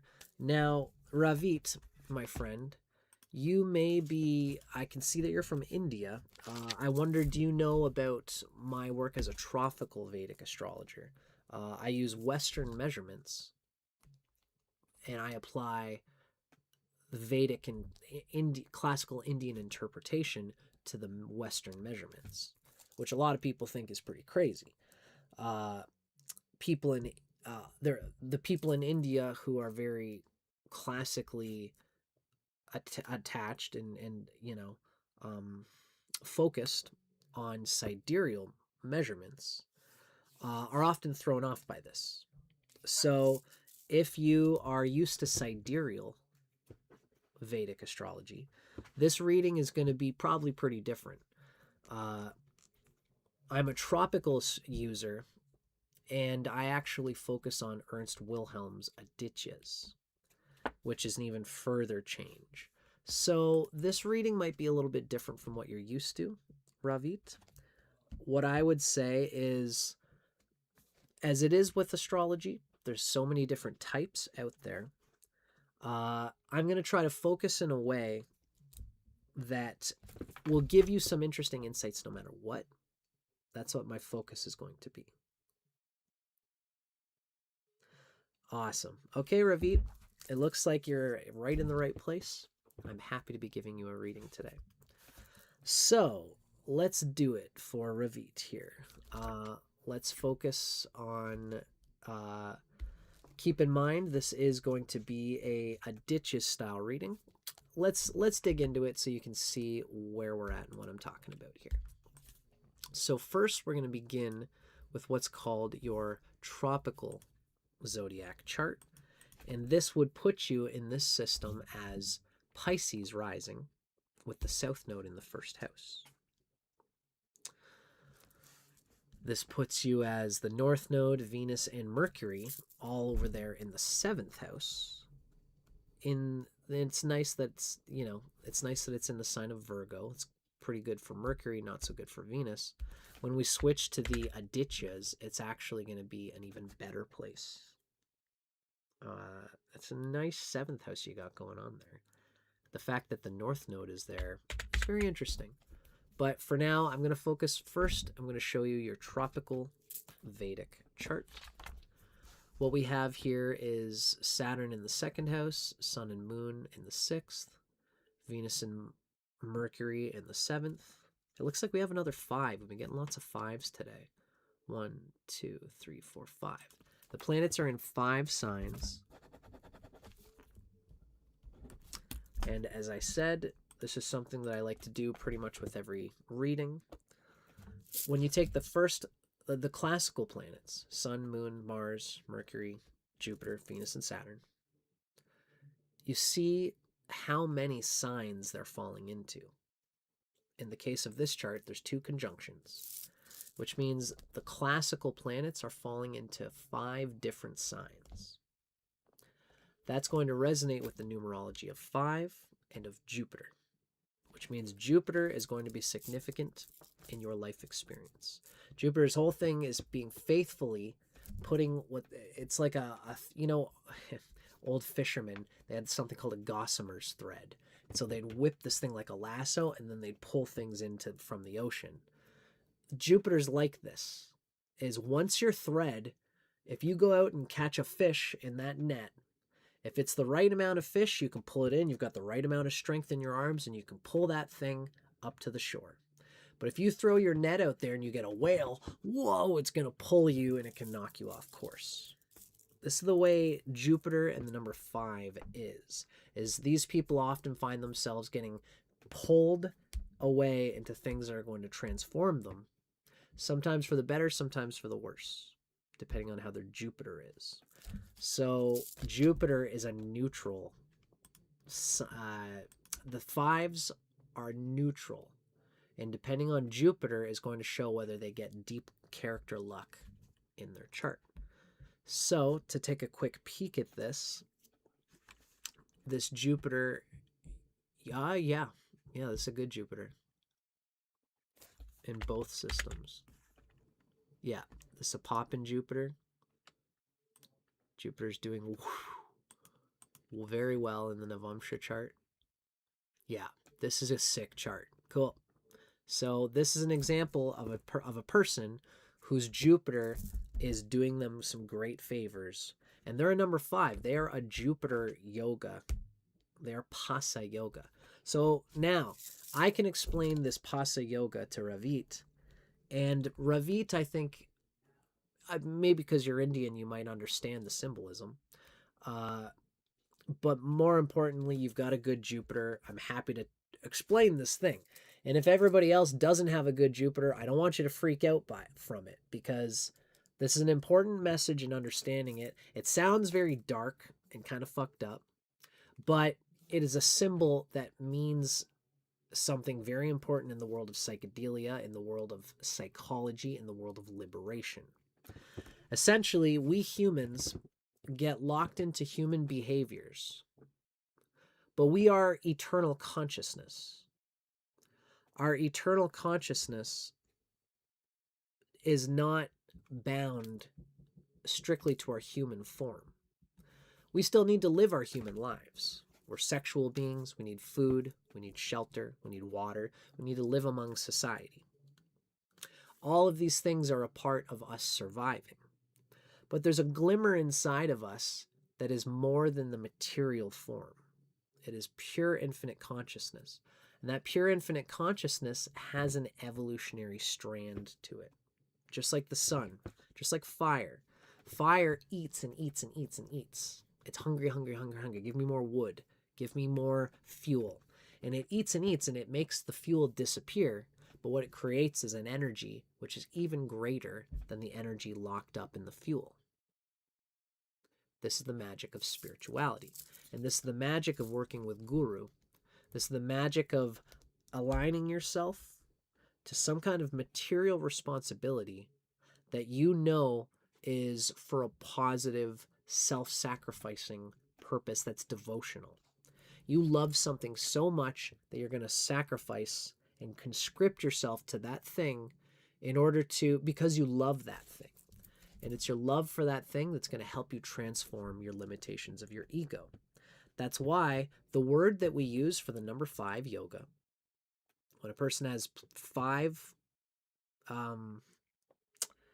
when their planets are contained in 5 signs, the word is pasa yoga. And a pasa is a noose. Like people put around and they, like it, that kind of thing, like for committing suicide, but also for the strangling that is done with executioners. That crazy rope thing that executes. Spiritually, what's happening here is Yama, the god of control. They also, Shiva carries a noose. Like Indian theology is hard as fuck, but it's real. Yeah, we have to understand this about, Indian spirituality. They've cooked their things for so long that they have these kinds of ideas. The hanged man, that's right. So Jupiter is like, you're going to attach yourself to material responsibilities that force you to stay stuck in something that is going to exalt the spirit. And it's going to kill the ego. You're essentially strangling the ego. That's why pranayama, when we do breath practice, we human beings, we want to breathe without thinking about it. And that's how we survive normally. When you control your prana, that's what yama means, is prana control. And prana is not just breath, it's life force energy. So the yama is controlling, constricting the life force energy in order that you can let go of your attachment to your human life. So pranayama is very important for all of us. It's especially important for anyone with Jupiter energy. Yoga and all of the tenets of classical yoga are very good for anyone with this Jupiter energy. Your Jupiter being especially in the 12th house, we're in the Adityas now. So your Jupiter is in its own sign of Parjanya in the 12th house. It's close to the 1st house. It's being delighted by the sun, moon, and Mars. It's happy in its own sign. It's your second strongest Shadbala planet.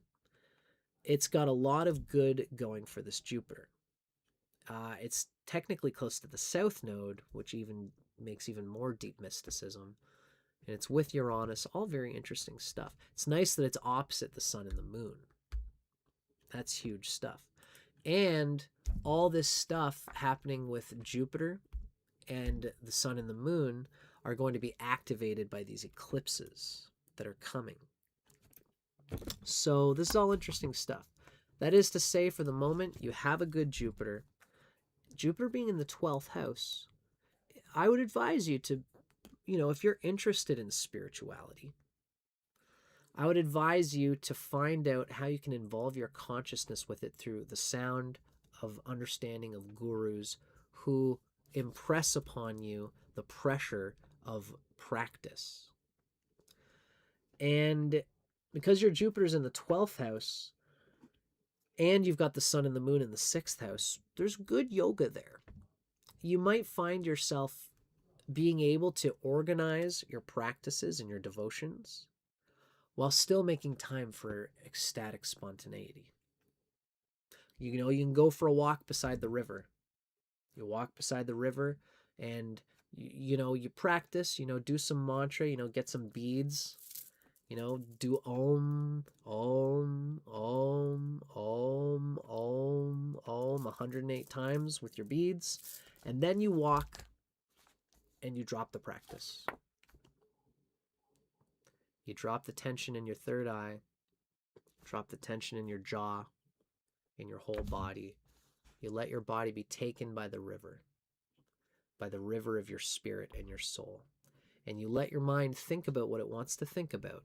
But whenever something comes up, a deep sexual fascination, oh, I need to have more money, oh, my father and my family are mad at me, let those things come, but bring yourself back to your practice of just being present. Let the thoughts flow through. See if you can let them flow through without being agitated or energized by them. Don't ignore them, but don't grow attached to them. Don't evade them. Just be present as you move through the river of your soul. This kind of practice, first you practice techniques, then you practice non-practice. Wu wei, no action, and just flow with the river of your soul. That's a very Jupiter in the 12th house thing, opposite the sun and moon in the 6th. There's good yoga to be done there. I would recommend you do it and just bring it into your life naturally. You know, it'd be a good thing for you to do. Try to bring that into your life if you can. But in particular, while these eclipses are happening, the eclipse on August 12th is going to be happening in Vivishvan, where your sun and moon are.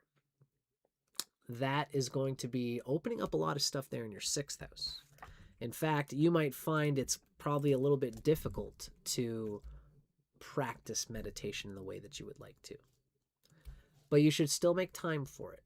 You should use your organization capacities to say, at this time, I'm going to do my work, I'm going to do my job, I'm going to take care of my health, I'm going to exercise, I'm going to eat the right foods, I'm going to do my job, I'm going to see my friends, and at this time of the day, I'm going to meditate, I'm going to let it go, I'm going to drop all of that usual stuff that I usually do, and I'm just going to be at peace with my meditation.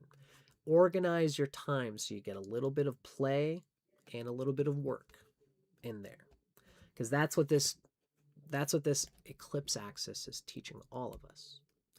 Another important thing for August 12th, right now, something that's good to do is to get yourself involved in community and in helping humanity in some way that feels cleansing and purifying.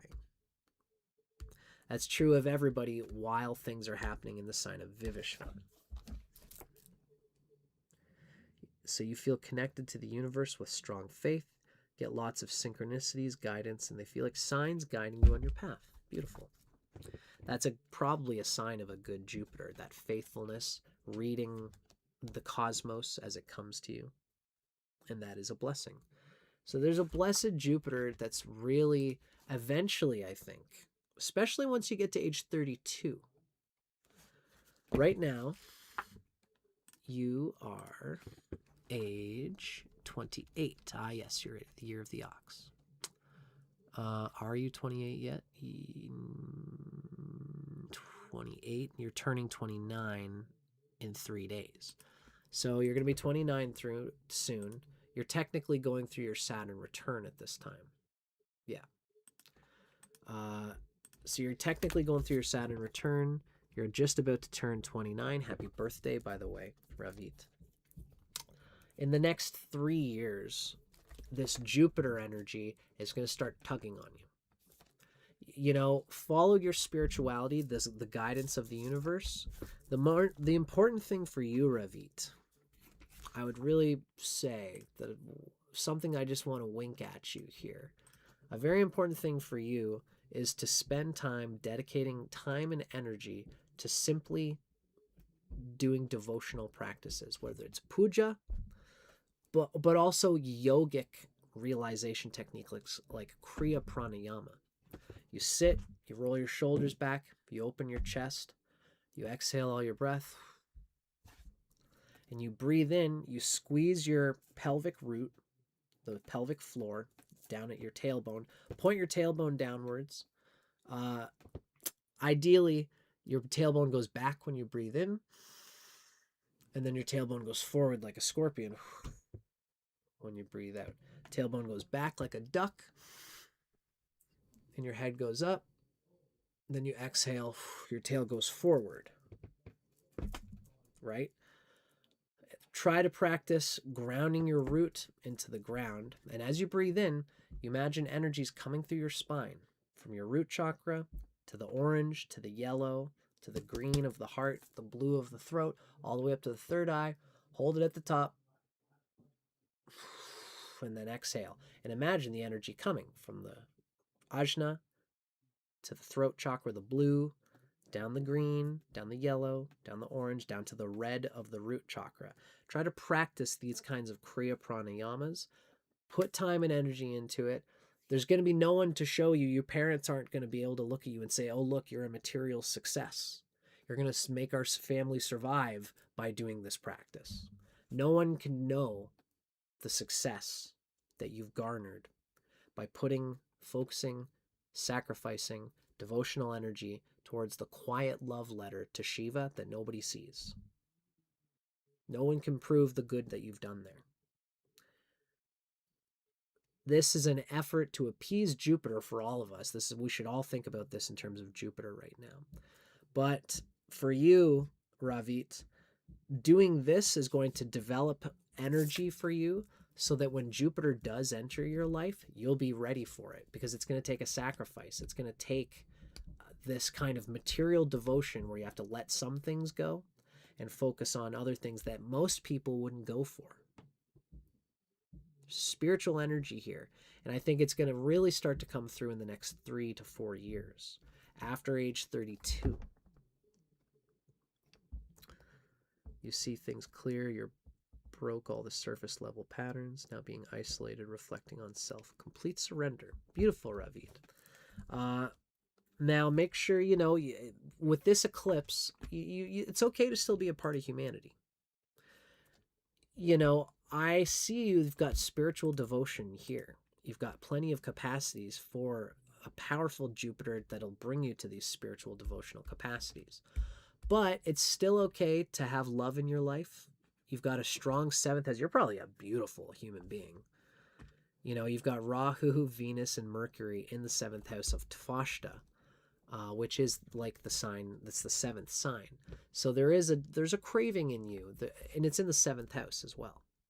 You are Data rising, the 1st sign, and you have the South Node in your 1st house.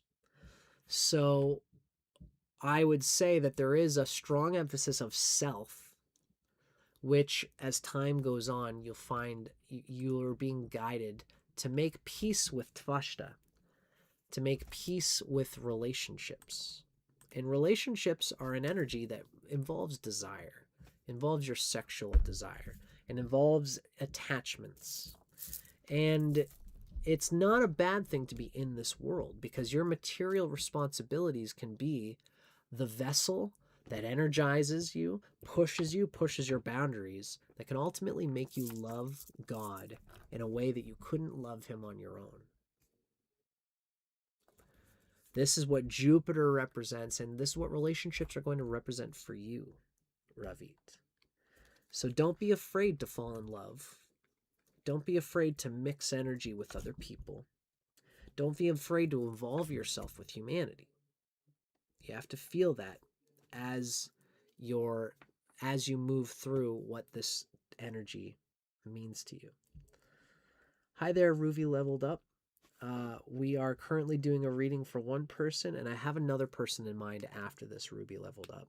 So we probably won't be doing any more readings to anybody who walks in now. We were doing some earlier at 11 a.m. today, 2 hours ago. We've been doing them since 11, but we've got our current contestants locked in, Ruby. And I do offer paid readings. Maybe especially I'm doing eclipse readings right now, by the way, everybody. So if you're interested in a reading with me personally, feel free to contact me at astrology@dustincormier.com. and I will be happy to hook up with you. Demised Dill, please feel free to get in touch with me. I'm just checking my emails. Good. So initially, I'm reading Ravit's comment. I was so connected to Shiva, then a year later fell in love with Krishna. Yeah, it's okay for your love to vibrate on different levels.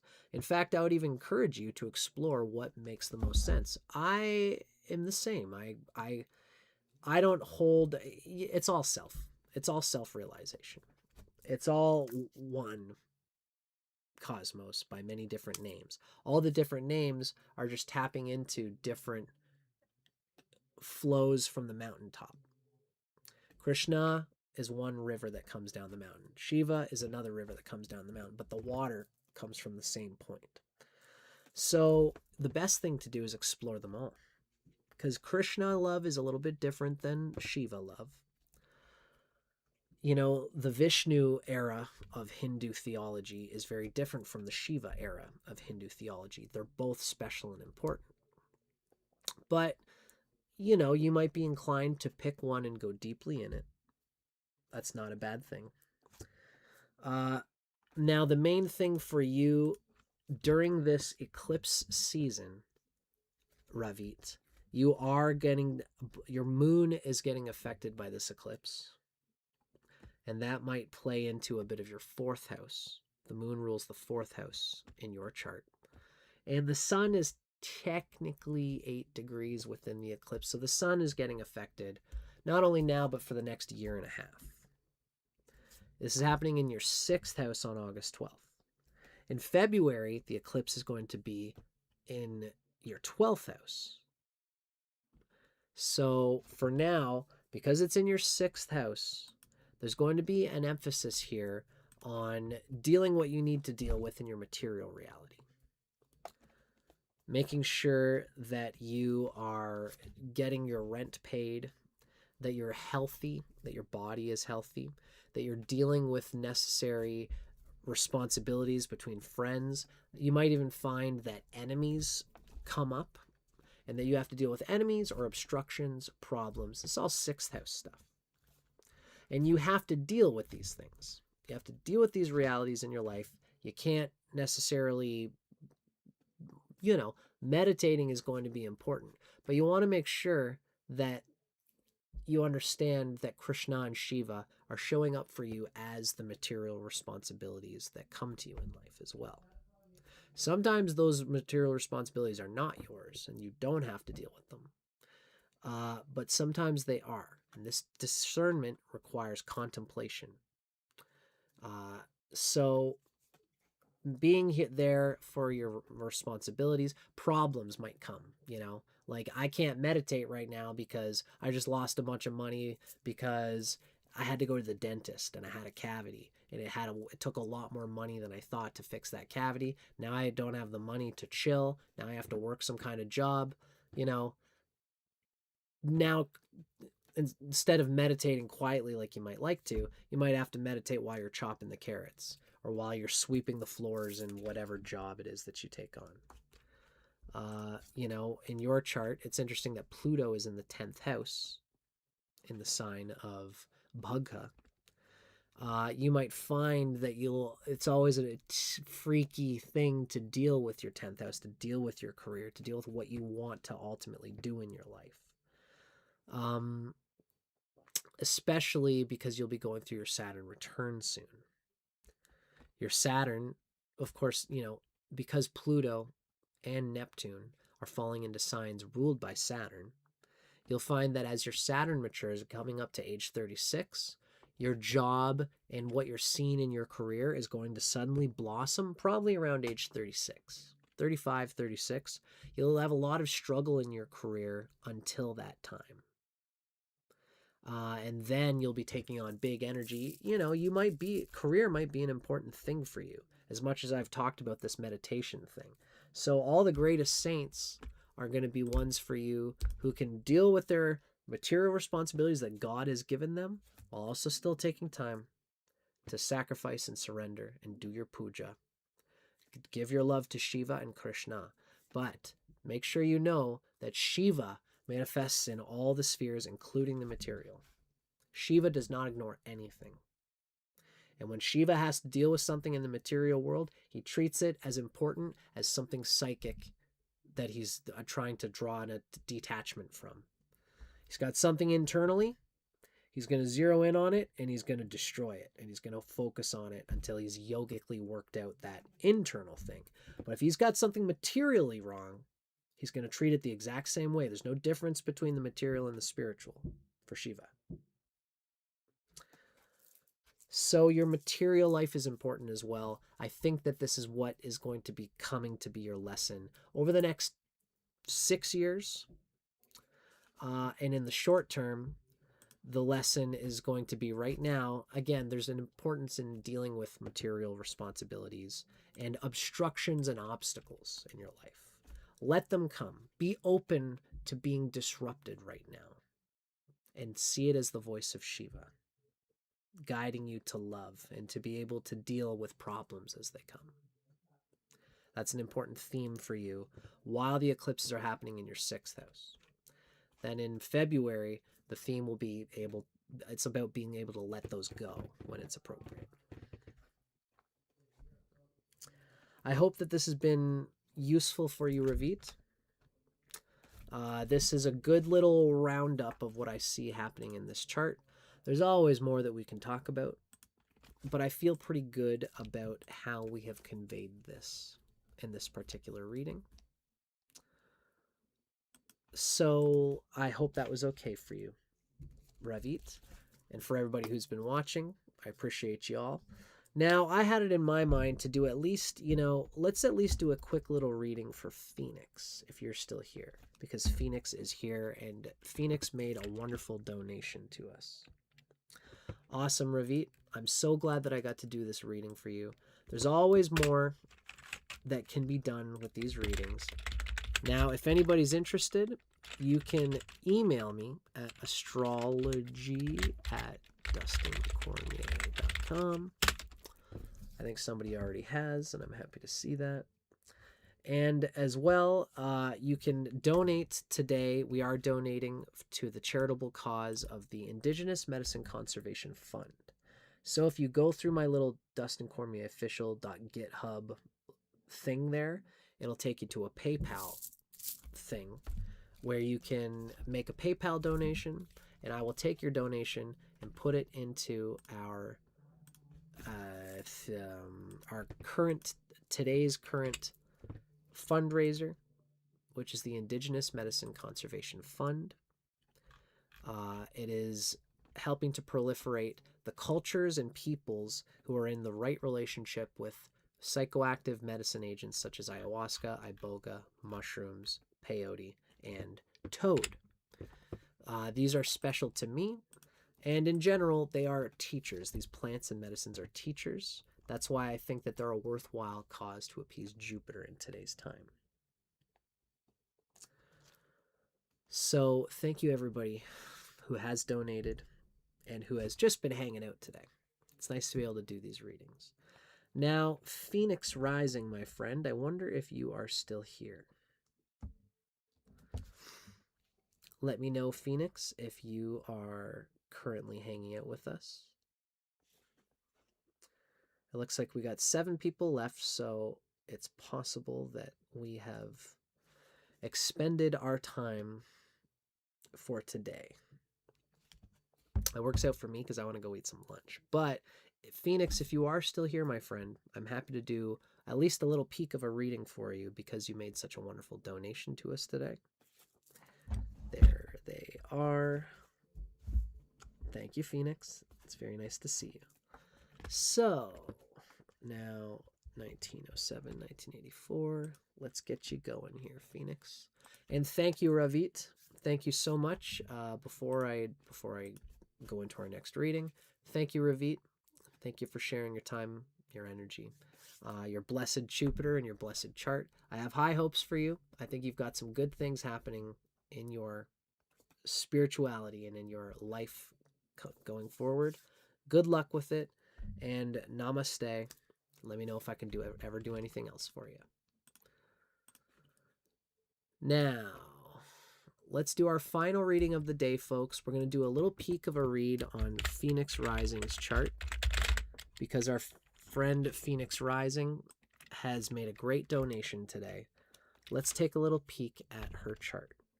We've got July 19th, so happy recent birthday, Phoenix. I hope I've got that correct. July 19th, 1984. We have the year of the wood rat. Excuse me for making noise on my microphone. I do love the year of the rat. And then we have 1533, a nice specific birth time in Bradford, England. Bradford, England. I shouldn't make, I'm not making fun of accents, but I always like to, I love accents, and I don't think I often always do them justice.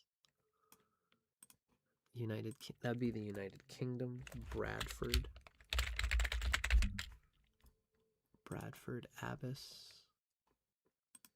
So we have a few Bradfords here. They look like they're all pretty close anyway.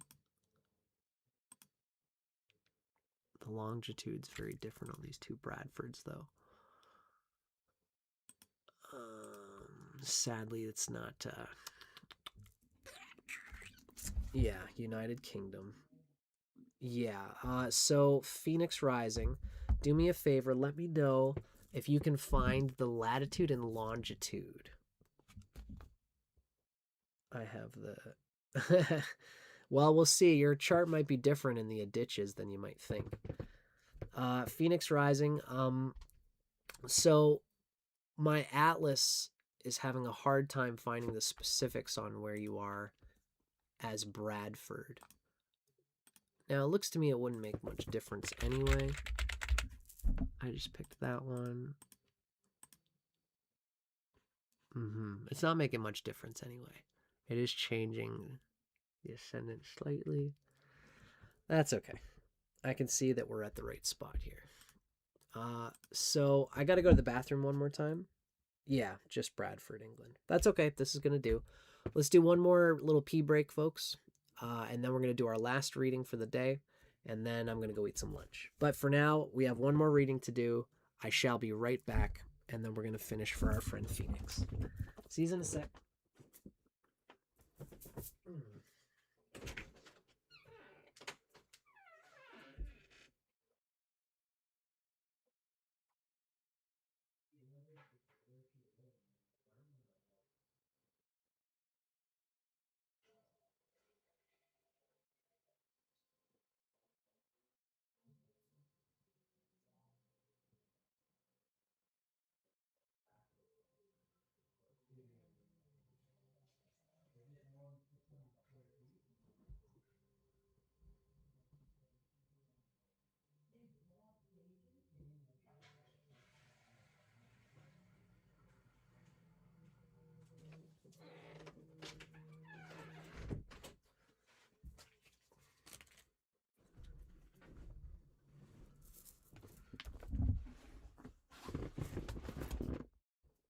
Yorkshire.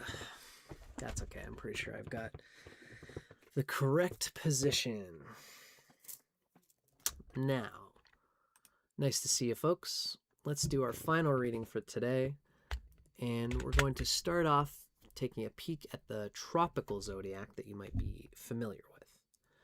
In this case, we have you as tropical Scorpio rising with Saturn and Mars there. You're 1984, so you've got that Saturn and Mars in that position.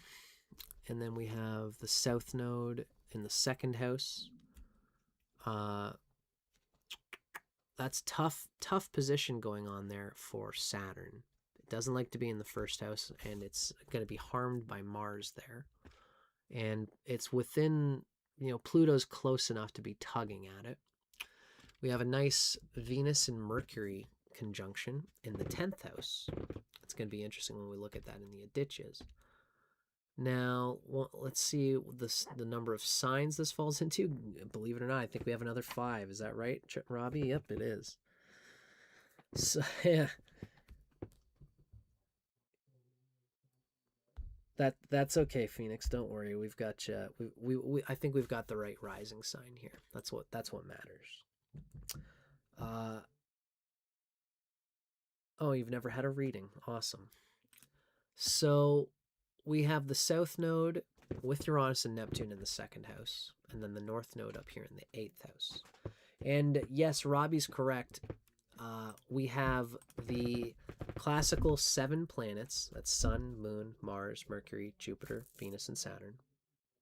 The 7 classical planets are falling into 5 signs. We have 2 conjunctions. We had all of them today. All of our readings today were Jupiter. I almost wonder if Jupiter is the most common of these yogas. It's interesting to think about. So we have another person, everything we've spoken of about the noose, about the Pasa yoga, right? With our last reading for our friend Ravit. Shiva is going to use the material world to put you into some kind of material responsibility that is going to force you to put energy. Often it's children, but it can also be a career. It could be some kind of material necessity and responsibility that you cannot get away from. You've signed the contract. You've put your name on the dotted line, and now you cannot get out of this material reality. And whatever that is becomes the noose that you're going to hang your ego from in order to exalt the spirit. And ideally, you want to do it consciously, which means whatever material responsibility you're in right now, you want to treat this as your log that you can give up to burn yourself. You're essentially putting yourself in some kind of oven and saying, I'm going to stay here in the name of God, in the name of all things good, in order to transcend my ego's limitations. This is what Jupiter does in a number 5 chart. And it's risky, and how this goes it depends on how Jupiter looks in the chart. Taking a quick peek at your Jupiter let's take you to the Adityas now. In the Adityas signs, your Jupiter is in the sign of Pushan, which is okay. And it's in the Navamsha of Vishnu. It's not its favorite place, but it's not a bad place. Jupiter is pretty neutral overall in this chart. It's actually even got more Shadbala than the last reading that we did. Mostly because of Kala. Jupiter is close to the 1st house, which is nice. And we have a Sagittarius, we have Amshu rising. We have Amshu rising in this chart. So this puts even more emphasis on this Jupiter energy. So the one difficulty that's going on here. Okay, so let's round out a little bit of astrology knowledge for us all, because I love to teach. The energy of the planets is also conveyed and contained by the Lajitadhyavashtas, the conditions happening inside of the signs ruled by a planet. It's especially relevant when you are when the rising sign is in alignment, because in astrology there's so many things that can scatter. There's so many things that are influencing us. What we look for in astrology is confluence. Me as an astrologer, I know, like, I could talk with you guys about anything. You know, we could look inside this chart and we could see, oh, the sun is in the sign of Indra. So I could just tell you, I could look up the sun in Leo, and I could sit here for this whole 15 minutes and talk to you about the sun in Leo, and you'd feel some resonance with it. What a good astrologer does is they don't just jerk off with whatever insights they see and they're just almost boring about it. A good astrologer looks for the critical fault lines where several themes are falling on the same plate, on the same place. In this case, we have a Jupiter chart, which means whatever's going on with Jupiter is going to be important in this chart. This chart is also Amshu rising, which resonates with the 9th sign and is ruled by Jupiter.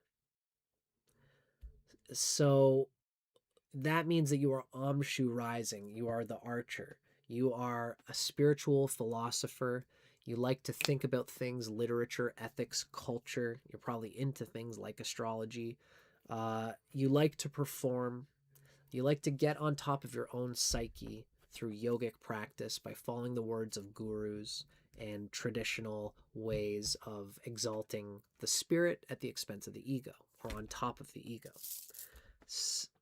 Amshu, you're an individual ray of creative potency and power. You've got creative things that you want to fight to express as your individual purpose. This is all Amshu rising, which is ruled by Jupiter. Now, the tricky thing is that we have to also see what planets are falling into the signs ruled by, in this case, Jupiter. Jupiter is the main planetary energy that we're looking at right now. Because Saturn and Mars are together in this spot, Mars is being delighted, but it's still being starved by that Jupiter. So there's some starvation there. Sorry, I meant to say Saturn, if I said that wrong. The Sun and, Mars and Saturn are together in the sign ruled by Jupiter. Mars is being starved by Saturn, and Saturn is also being highly agitated by this Mars. This Mars is also getting a trine from the Sun, and it's also getting an aspect from the Moon as well. So this Saturn, all this Saturn stuff happening in the sign of Amshu is definitely going to be bringing this person some difficulty. We could look further into this by looking at the Adityas retinue energy of this Saturn. This is what Ernst Wilhelm has been doing in his most recent stuff. Ernst Wilhelm as well as Laura Barat. They talk about where in the sign a planet like this Saturn is. This Saturn is getting beat up in this particular spot. And it's very relevant to Amshu and to Jupiter. So this is a Saturn that's getting beat up in a place where what kind of needs to be done is you'd almost want to think of where is the place where this Saturn, where's the place where Jupiter is exalted from Amshu? And that is going to be the 8th house of Varuna, interestingly where the North Node is. So to wrap all that up, there is a need for this person to have the Jupiterian faith to put themselves into material responsibilities that actually reflects on their talent, on your talent, on who you are. That's why Jupiter's exalted in Cancer and debilitated in Capricorn. When you put Jupiter into Capricorn, you're trying to put a lot of energy and effort into what the system wants. And that's what you're banking on, is you're learning a system and you're putting all your energy there. People with Jupiter, bad Jupiters, they'll lean into a system like they'll put all their energy into something like a company, and they'll work hard to have a pension in this company, and then that company goes bankrupt at the end, and they've spent their whole lives trying to get this pension from this company, and they ended up getting screwed over in the end. Or, something will happen where they'll get their pension, but they wasted their whole life trying to get a pension instead of thinking, what are my greatest spiritual resources? That's what an Amshu person, that's what you need to do. Now, the thing is that Mars and Saturn being starved in this Amshu, in Amshu, in the 9th sign, which is your rising sign. Mars is doing well there, but ultimately there might be a feeling that you're accelerating with the brakes on. So you've got a lot of faith in yourself, but also a lot of doubt in yourself. It's almost a mixed bag here. But there's a painful pressure, I think, on the individual personality to do something right with your material responsibility. You want to lasso yourself to something, a material responsibility that's going to be that noose that transforms you, that pushes you to be the best you can be over the long range. Something that has a spiritual center, a spiritual goal that relates to who you are. And you need to be pushed to exercise your personal individual talents. So you believe in yourself and other people believe in you. When you say, you're working with a group of people and you say, I want this to be done this way. And you want them to trust you so that your talent can be expressed by that faith in the vision of what you think should be done with this project. It's all Amshu stuff. It should take a commitment also to people. You should have faith in people who resonate with what your soul resonates with.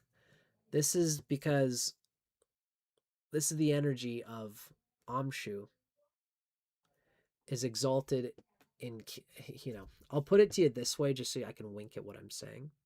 If you had Sagittarius rising, you'd want to act in a way where you have to think that Cancer is where Jupiter's exalted. For Sagittarius rising, Cancer is in the 8th house.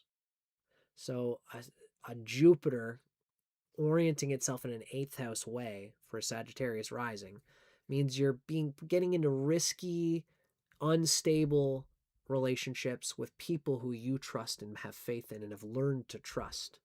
They have the same spiritual goals as you. You believe in them, and they're encouraging you to be who you are, and they have faith in what you are. So it's better to do that than to just bank on the second house saving money kind of thing. So this is what's happening with Amshu in this chart. There is a need to believe in yourself and to find what is inside of you in other people, and even develop, investing in a group of people, investing your time, money, and energy into groups of people who believe in what you're doing and who are just like you. Creating your own powerful group, your own business. You could be an entrepreneur. Amshu rising can be like this. The tricky thing is that with Saturn there, you might find that you get ransacked by your own, you don't believe in yourself. You don't believe in your talents. You don't believe that you can be an entrepreneurial person. You don't believe you have enough money. That might end up being really what is conveyed here.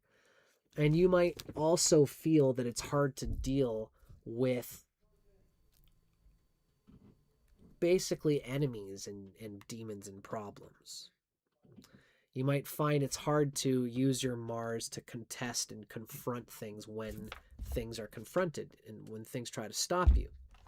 So breathe deeply and really try to resonate and have strength in knowing that spiritual desire that you're doing, living for it ethically, and inviting people into your life who you can invest in and who will invest in you, so that your individual creative nature can be tested and challenged and brought to the fore. Now, you are born 1984. You are 7 years older than me.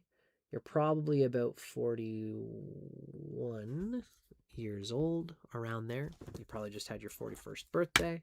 You're going to be coming into your Rahu maturation soon. Rahu is in this chart in the 8th sign of Varuna. So Rahu is in the place that I'm telling you that you should operate from. this 8th house Varuna energy. So life is going to start pushing you in the direction that I've been telling you about. Basically, you can't just stay in the 2nd house because that's where your south node is. You got it. You got it, Robbie. Varuna, which is where Amshu's ruler, is exalted. That means that you're going to be around age 43 when Rahu matures, you're going to get pushed into the 8th house and you're going to get pushed to be doing what I'm talking about. You can't stay in the 2nd house your whole life. Ironically, you've got the south node.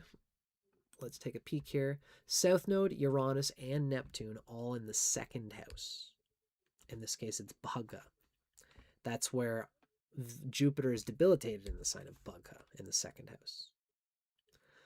So you probably naturally are very financially conscious. You probably understand the system. You probably understand the global financial system and how it works. And you're probably trying your best to take the best advantage that you can of the way money works in today's time. And it's likely that you just turned 42. Thank you very much. So this year is where your Rahu is maturing.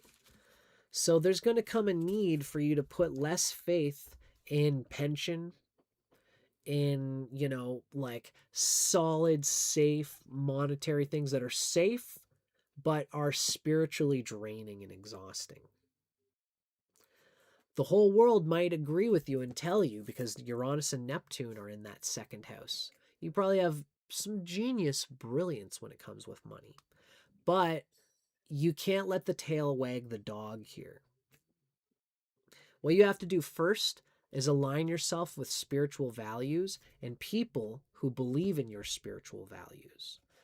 This is the 8th house of Varuna, which resonates with Cancer, which resonates with your soul. Not just the material environment around you, but your inner soul. The transformation that you know is right for you. It might have to do with love. It might have to do with getting a partner, being, having true love in your life. And in order to have true love in your life, you might have to let go of how you've always exercised your material financial plans for yourself. It's a bit yucky. It's probably a yucky feeling. You kind of have to, there's a chasm in front of you of possible ways of combining your energy with people and with money that might be it's not predictable. It's not safe. And it might involve love. You might get your heart, entangled and involved with people who are deeper, who pressure you and who trigger you to get out of your safe zone. There's a monetary, financial, and energetic safe zone that you've always stayed in. And I think personally, in the next year or two, the universe is going to pull that rug out from underneath you and say, ha ha, sucker, that will actually not keep you as secure as you think it will. This is me predicting. These are some heavy predictions that I'm making here. I think that this is where you're being led at this time, is that you're being led to open your heart so you're not so lonely. You're not just lonely working away financially until you die, but never actually living your life. Like, that's where your south node wants to pull you. And the north node is going to say, no, fuck that. Your soul has meaning. Your joy has meaning. Living in alignment with your nature has meaning. If you have a gardener and you put that gardener on a battlefield, they're not going to operate at their best. They'll do what they have to do if they have to do. That's the magic of Capricorn. So when you're a gardener, but you're being thrown on a battlefield, deal. And you're good at that. But now it's time to take the gardener and put them in a garden.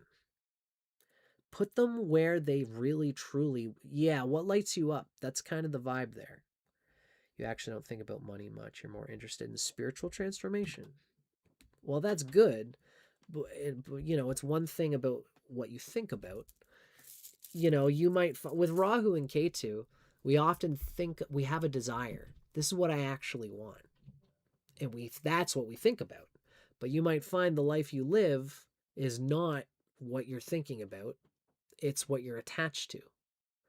So there might be a dissonance between what you truly want, because spiritual transformation is good. Thing is that because K2 is in the second house, let me say this first before we end here. You'll never throw away K2 completely, even if you want to, or else you'll die.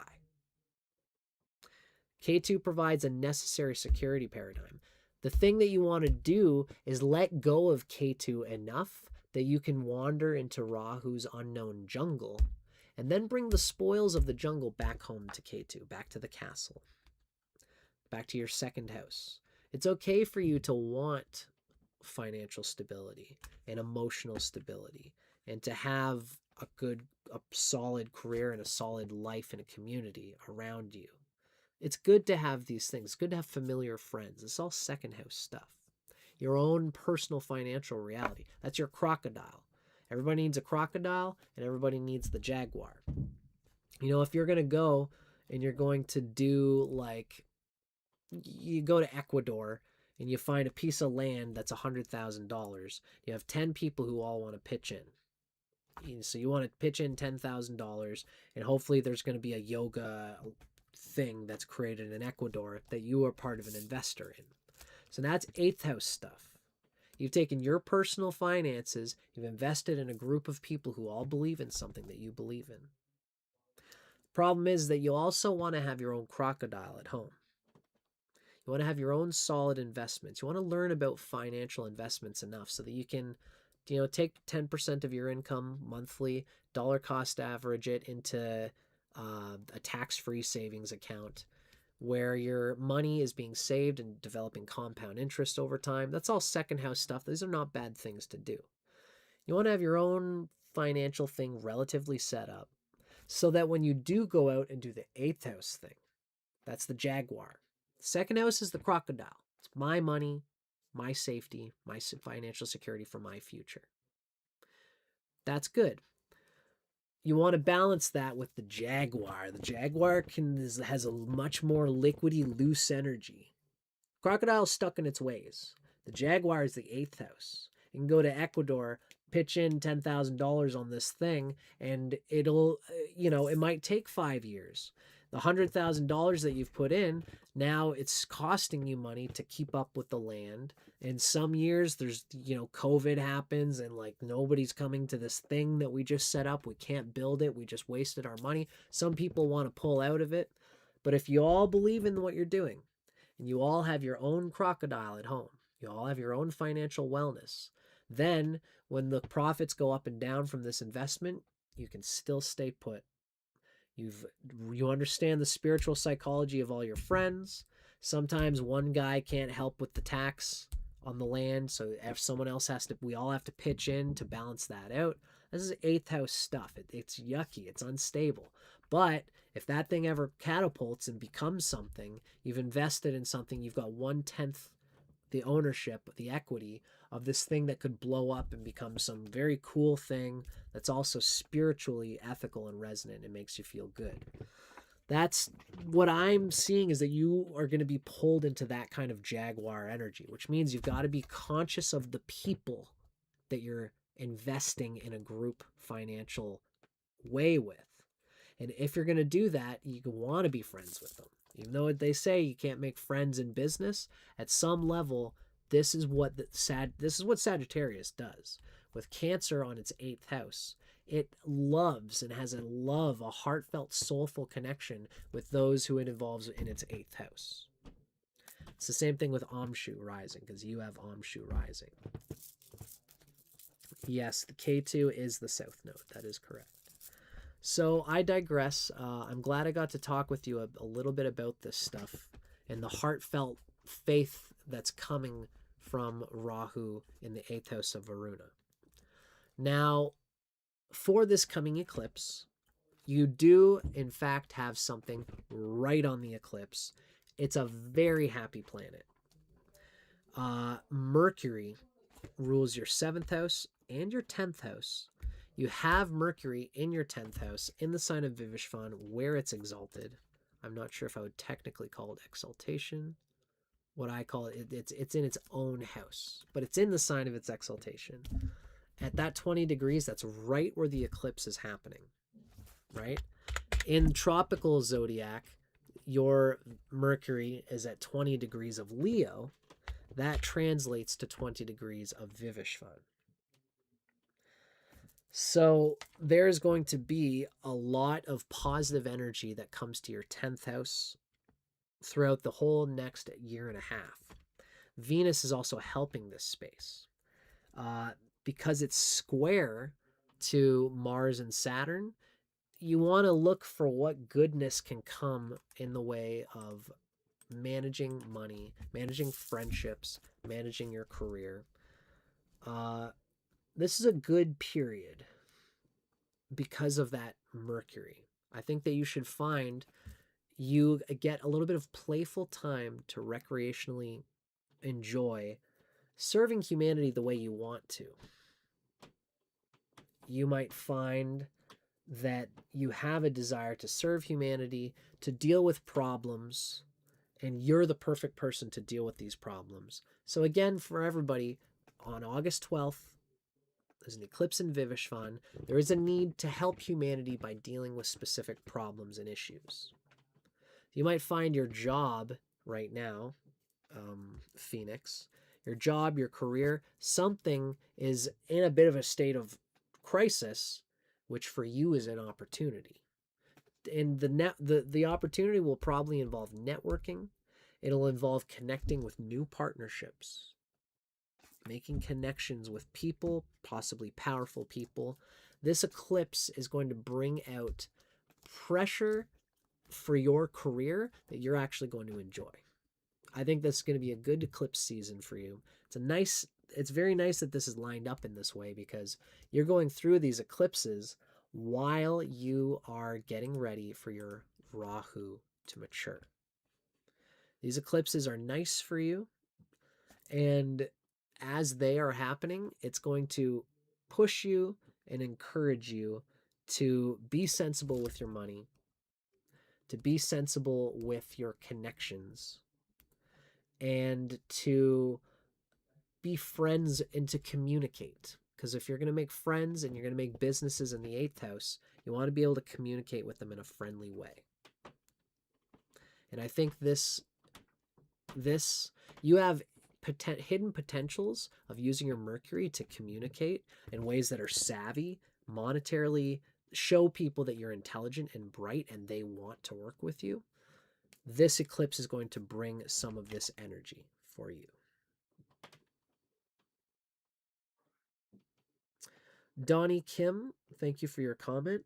I want you to keep in mind, Donnie Kim, that when I'm talking about this eclipse, I'm specifically talking about this person. I'm reading a chart for this person named Phoenix Rising. They have a specific birth chart. And the eclipse is falling in their 10th house, which is about career. So that's why I'm specifically talking about career for this person named Phoenix Rising, Donnie Kim. So make sure you understand that. For everybody, this eclipse is really more about serving humanity, dealing with communication, but it'll do different things depending on the house it's falling in. So Phoenix Rising, you don't have a job right now. While this eclipse is happening, it's probably not a bad thing for you to be a free agent.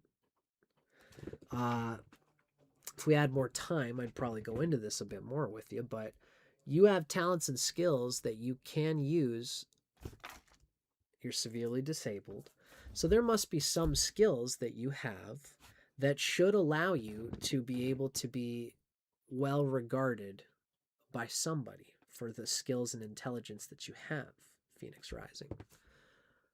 You're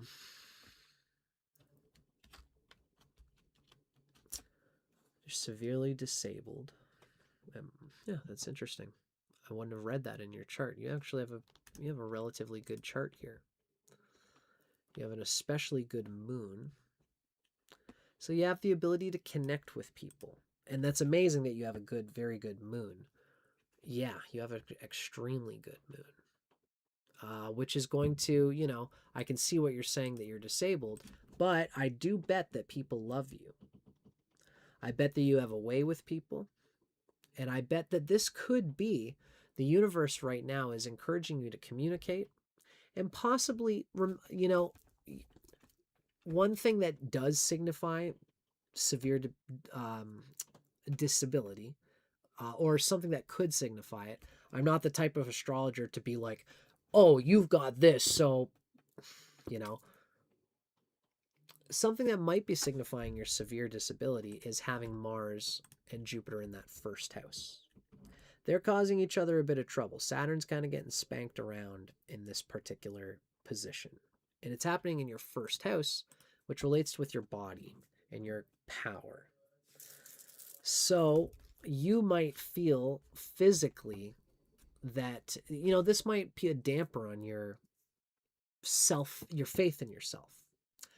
But as an astrologer, Phoenix, you can take this however many grains of salt you wish. But I do believe that you have certain talents, especially of having a way with people, communicating with people. I don't know what type of disability that you have, but if you can talk and you can use your talking and your brain to communicate things to people, to support people, then you, I imagine, will probably have hidden things that you don't realize are valuable to people. Now, that you can connect with the right people, talk about the things you know.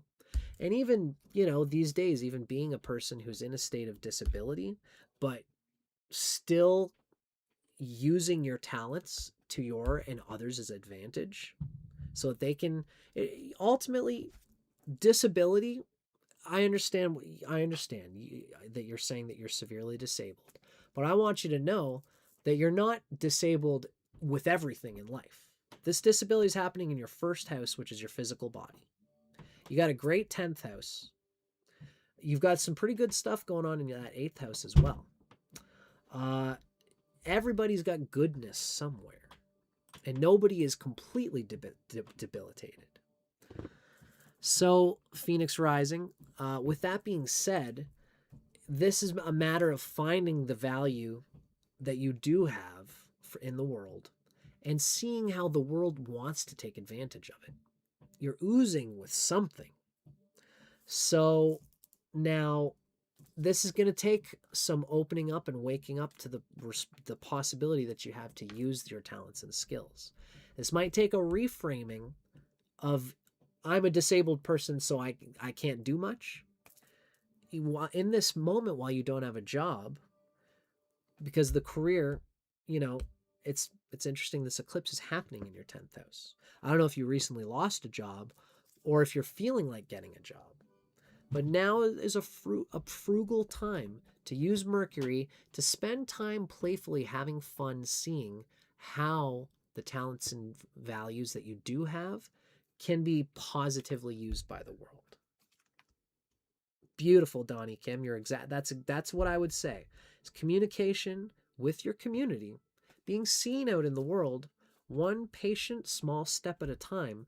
I think, Phoenix Rising, you might have more for the world than you might have thought. Now, everyone, it's easy to be optimistic. This is just what I read in your chart. There's nothing in your chart that would signify like, oh my God, this person is like beyond hope. You've got no planets that are bad in Shadbala. No planets that are bad in Vimshopak, aside from Venus. Venus is a little tough because it is debilitated. The sun is in the sign of Indra, where it's very happy. There's lots of things in this chart that the moon is exalted. There's lots of things in this chart that signify goodness. It's especially nice that the sun is trine to that Mars, because Mars in the first house is being starved by Saturn, but it's being delighted by the sun and Jupiter. Also, it's very interesting that we have a Parivartana yoga between the first lord and the third lord. I'm just noticing that now. Because it's Saturn, I could see how that would sort of cause some debilitation of the third house, of your ability to use perhaps your hands, your fingers, to be strategic, to feel powerful in your capabilities. It's very possible when you were young, just so you know what I'm talking about here. You have Saturn in Jupiter's sign in the first house, and you have Jupiter in Saturn's sign in the third house. Because Saturn has difficulty that it does, this means this is kind of causing harm to your first house and your third house. And the third house relates with fingers, with hands, with being nimble, with feeling like I'm capable and I can do anything. So you might feel, again, because you've grown up, or perhaps, I don't know if you've grown up in this state of debilitation, disability, but either way, I can see how you would think that you have disability. I'm encouraging you right now, whatever state you're in, you are what you are. But you can always, no matter what dice roll life gives you, you can always angle things in a way where you can take the best advantage of it, as opposed to just giving up and saying there's nothing I can do because of what I've been handed. Your Mercury is going to be one of the greatest players in taking, a dead goose and turning it into a feast. I should say this the right way. You are not a dead goose, but taking anything that seems to be bad on the surface, your good planets will always give you opportunities to shink it, to angle it in the right way. It's all about the angle of the dangle, so that everybody can see that there's value in you, no matter how you think about it. Now, this is me winking at you. As time goes on, you are turning 41. You probably just turned 41. You might have told me 42 and I might have missed it. Did you say 42? Either way, you're coming into that point where your Rahu is maturing. This is an important time in your life, and it's very nice that your career is helping you out with it. So stay optimistic. Well, stay real. Stay whatever you've got to be. But I'm inclined as an astrologer to say that there's more talent and potential here than you might be inclined to believe, with the self-respect reduction happening in that first house. From age 13, from age 15. So keep your eyes peeled, because how you think about your life and your reality can easily keep you wherever you think you want to be. Particularly, I encourage you to consider how you, in your energy, in your heart, in the moon, the 8th house, compels people to believe in you, in your spirit, in something that you've got that's valuable, and see how that might propel you into connections with others that provide value to them that you didn't even realize you had. Because you might not know the value you have to somebody until you talk to them. Plenty of us have plenty of things that we could give to people. Sometimes if you're a strawberry farmer, you're just like, oh, I'm just strawberries. It's not a big deal. But then you go and talk to somebody who loves strawberries. You're like, oh, I got thousands of them. Here you go. And you give them one strawberry, but to them it's like 10 strawberries because they love strawberries. It's the magic of alchemy. You give one person an ounce of gold and it's 10 gold pieces to them, 10 ounces of gold to them, and you only spent 1 ounce. It's because you have a nature that other people have value in. The only way you're going to know that is by communicating it. It was 42. I thought so. Thanks, Phoenix. So, Phoenix, I hope that this has been useful to you. I hope that this has given you a novel vision of yourself. I feel like we could always go deeper, but I feel pretty happy at least with what I've given you to digest. If you have any questions, you can let me know. And as well, you can let me know now if you feel like it, if anything comes to mind, or you can email me at astrology@dustincormier.com. If it's a huge question, we might have to do a session together. Or if it's a small question, I'll just email you. I'm happy to do that. And for anybody else who's interested, I've also got my PayPal here. If you donate to the PayPal link, I'm going to send it to our Indigenous Medicine Conservation Fund, which has been our fundraiser for the day. Because Jupiter is needing all the help that it can get right now from us humans. Let's give a little bit of love to Jupiter, to Guru, to the goodness inside of us all. And Phoenix, thank you so much. Blessings, it's sweet of you, Gold, Silver, Platinum Rush, to give all the love that we can to our friend Phoenix, because there is some value inside of Phoenix that I believe the world is going to come to reveal in time. And of course, everybody knows this, and I'm sure you already know the values that you do have. But keep your eyes open for career things in particular while this eclipse season goes down. You'll feel as Sagittarius, as Amshu rising, this next year and a half operates on your career on August 12th. And then there's going to be an eclipse in February that relates to your 4th house. Then there's another one next August that's going to be in your 10th house again. So keep that in mind, Phoenix, is that there's an axis between your 4th house of your personal life at home and your 10th house career, and your career has positives there. That's where you want to be opening up to possibilities. It's been a long go today, folks, but I'm happy to do it. It's good exercise for me, and it's good exercise for all of us to see how astrology works. Keep your eyes peeled, because I'm doing these little readings on TikTok as well, whenever I can. And as time goes on, we will be learning more about the Adityas, more about astrology. I'm going to be doing more videos soon. I'm writing a book right now that I'm very happy to be sharing, probably next year. That's what I'm aiming for. If you want to know more about that, you can check out my email list at dustincormier.com/subscribe. Awesome, Phoenix. I'm very glad to have shared that reading with you. I'll wait till your, it looks like you've got one more comment to say. And I'll wait till you mention your comment before I go. You only know about Tropical Western. So this is a little bit different from Tropical Western.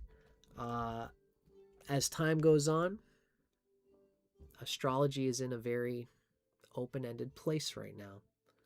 And we're all learning what we're doing, where we're putting our astrological energy. There's lots of debates on what's the right type of astrology right now. For our sakes, if we use our desire for knowledge as a gift to a higher evolutionary order, this is us saying, I'm willing to open myself to higher knowledge. Whatever astrology we get into, hopefully we get in with the right people, we find something that works for us and allows us to get closer to self-realization. That is the ideal that we're all seeking for. So this has been a 3-hour session, and I'm definitely feeling like I'm at the end of it, y'all. So let's call her a day, folks. I'm Dustin Cormier. This has been another episode of How to Rock Astrology. Stay tuned to watch me on TikTok, and I'll probably be doing more eclipse reading type stuff as time goes on. Feel free to email me if you're interested in a reading. No worries, Donnie Kim. I'm very glad to have hung out with you today. And enjoy your weekend, folks, and enjoy the eclipse that's coming on August 12th. We'll probably do a little bit more stuff as time goes on. Way to go, Phoenix. That's the wink I want to give you. You're reading me correctly. There will be good hermit energy in February for you. You got to balance between being a hermit, but also getting yourself out there. And at this time, the world, I think the eclipses are pushing you to get yourself out there. So keep your eyes on the skies, folks. And I will see you guys the next time I'm on. God bless. Thanks to everybody who showed up. Silver Platinum Rush, Phoenix Rising, Donnie Kim, C. Murph. It was nice hanging out with you. We had Robbie, as always. Gogo Pogo. It's very nice to see you here as well. And we had Ravit. Ruby leveled up. Nice to see you. Demise Dill. If Demise Dill is still here, I do paid readings. You can always get in touch with me for it. P Dove was one of ours today. It was nice seeing MX Moi. What a lovely day. We had plenty of folks coming in. Nice to see you guys, and we shall see you guys on the flip side.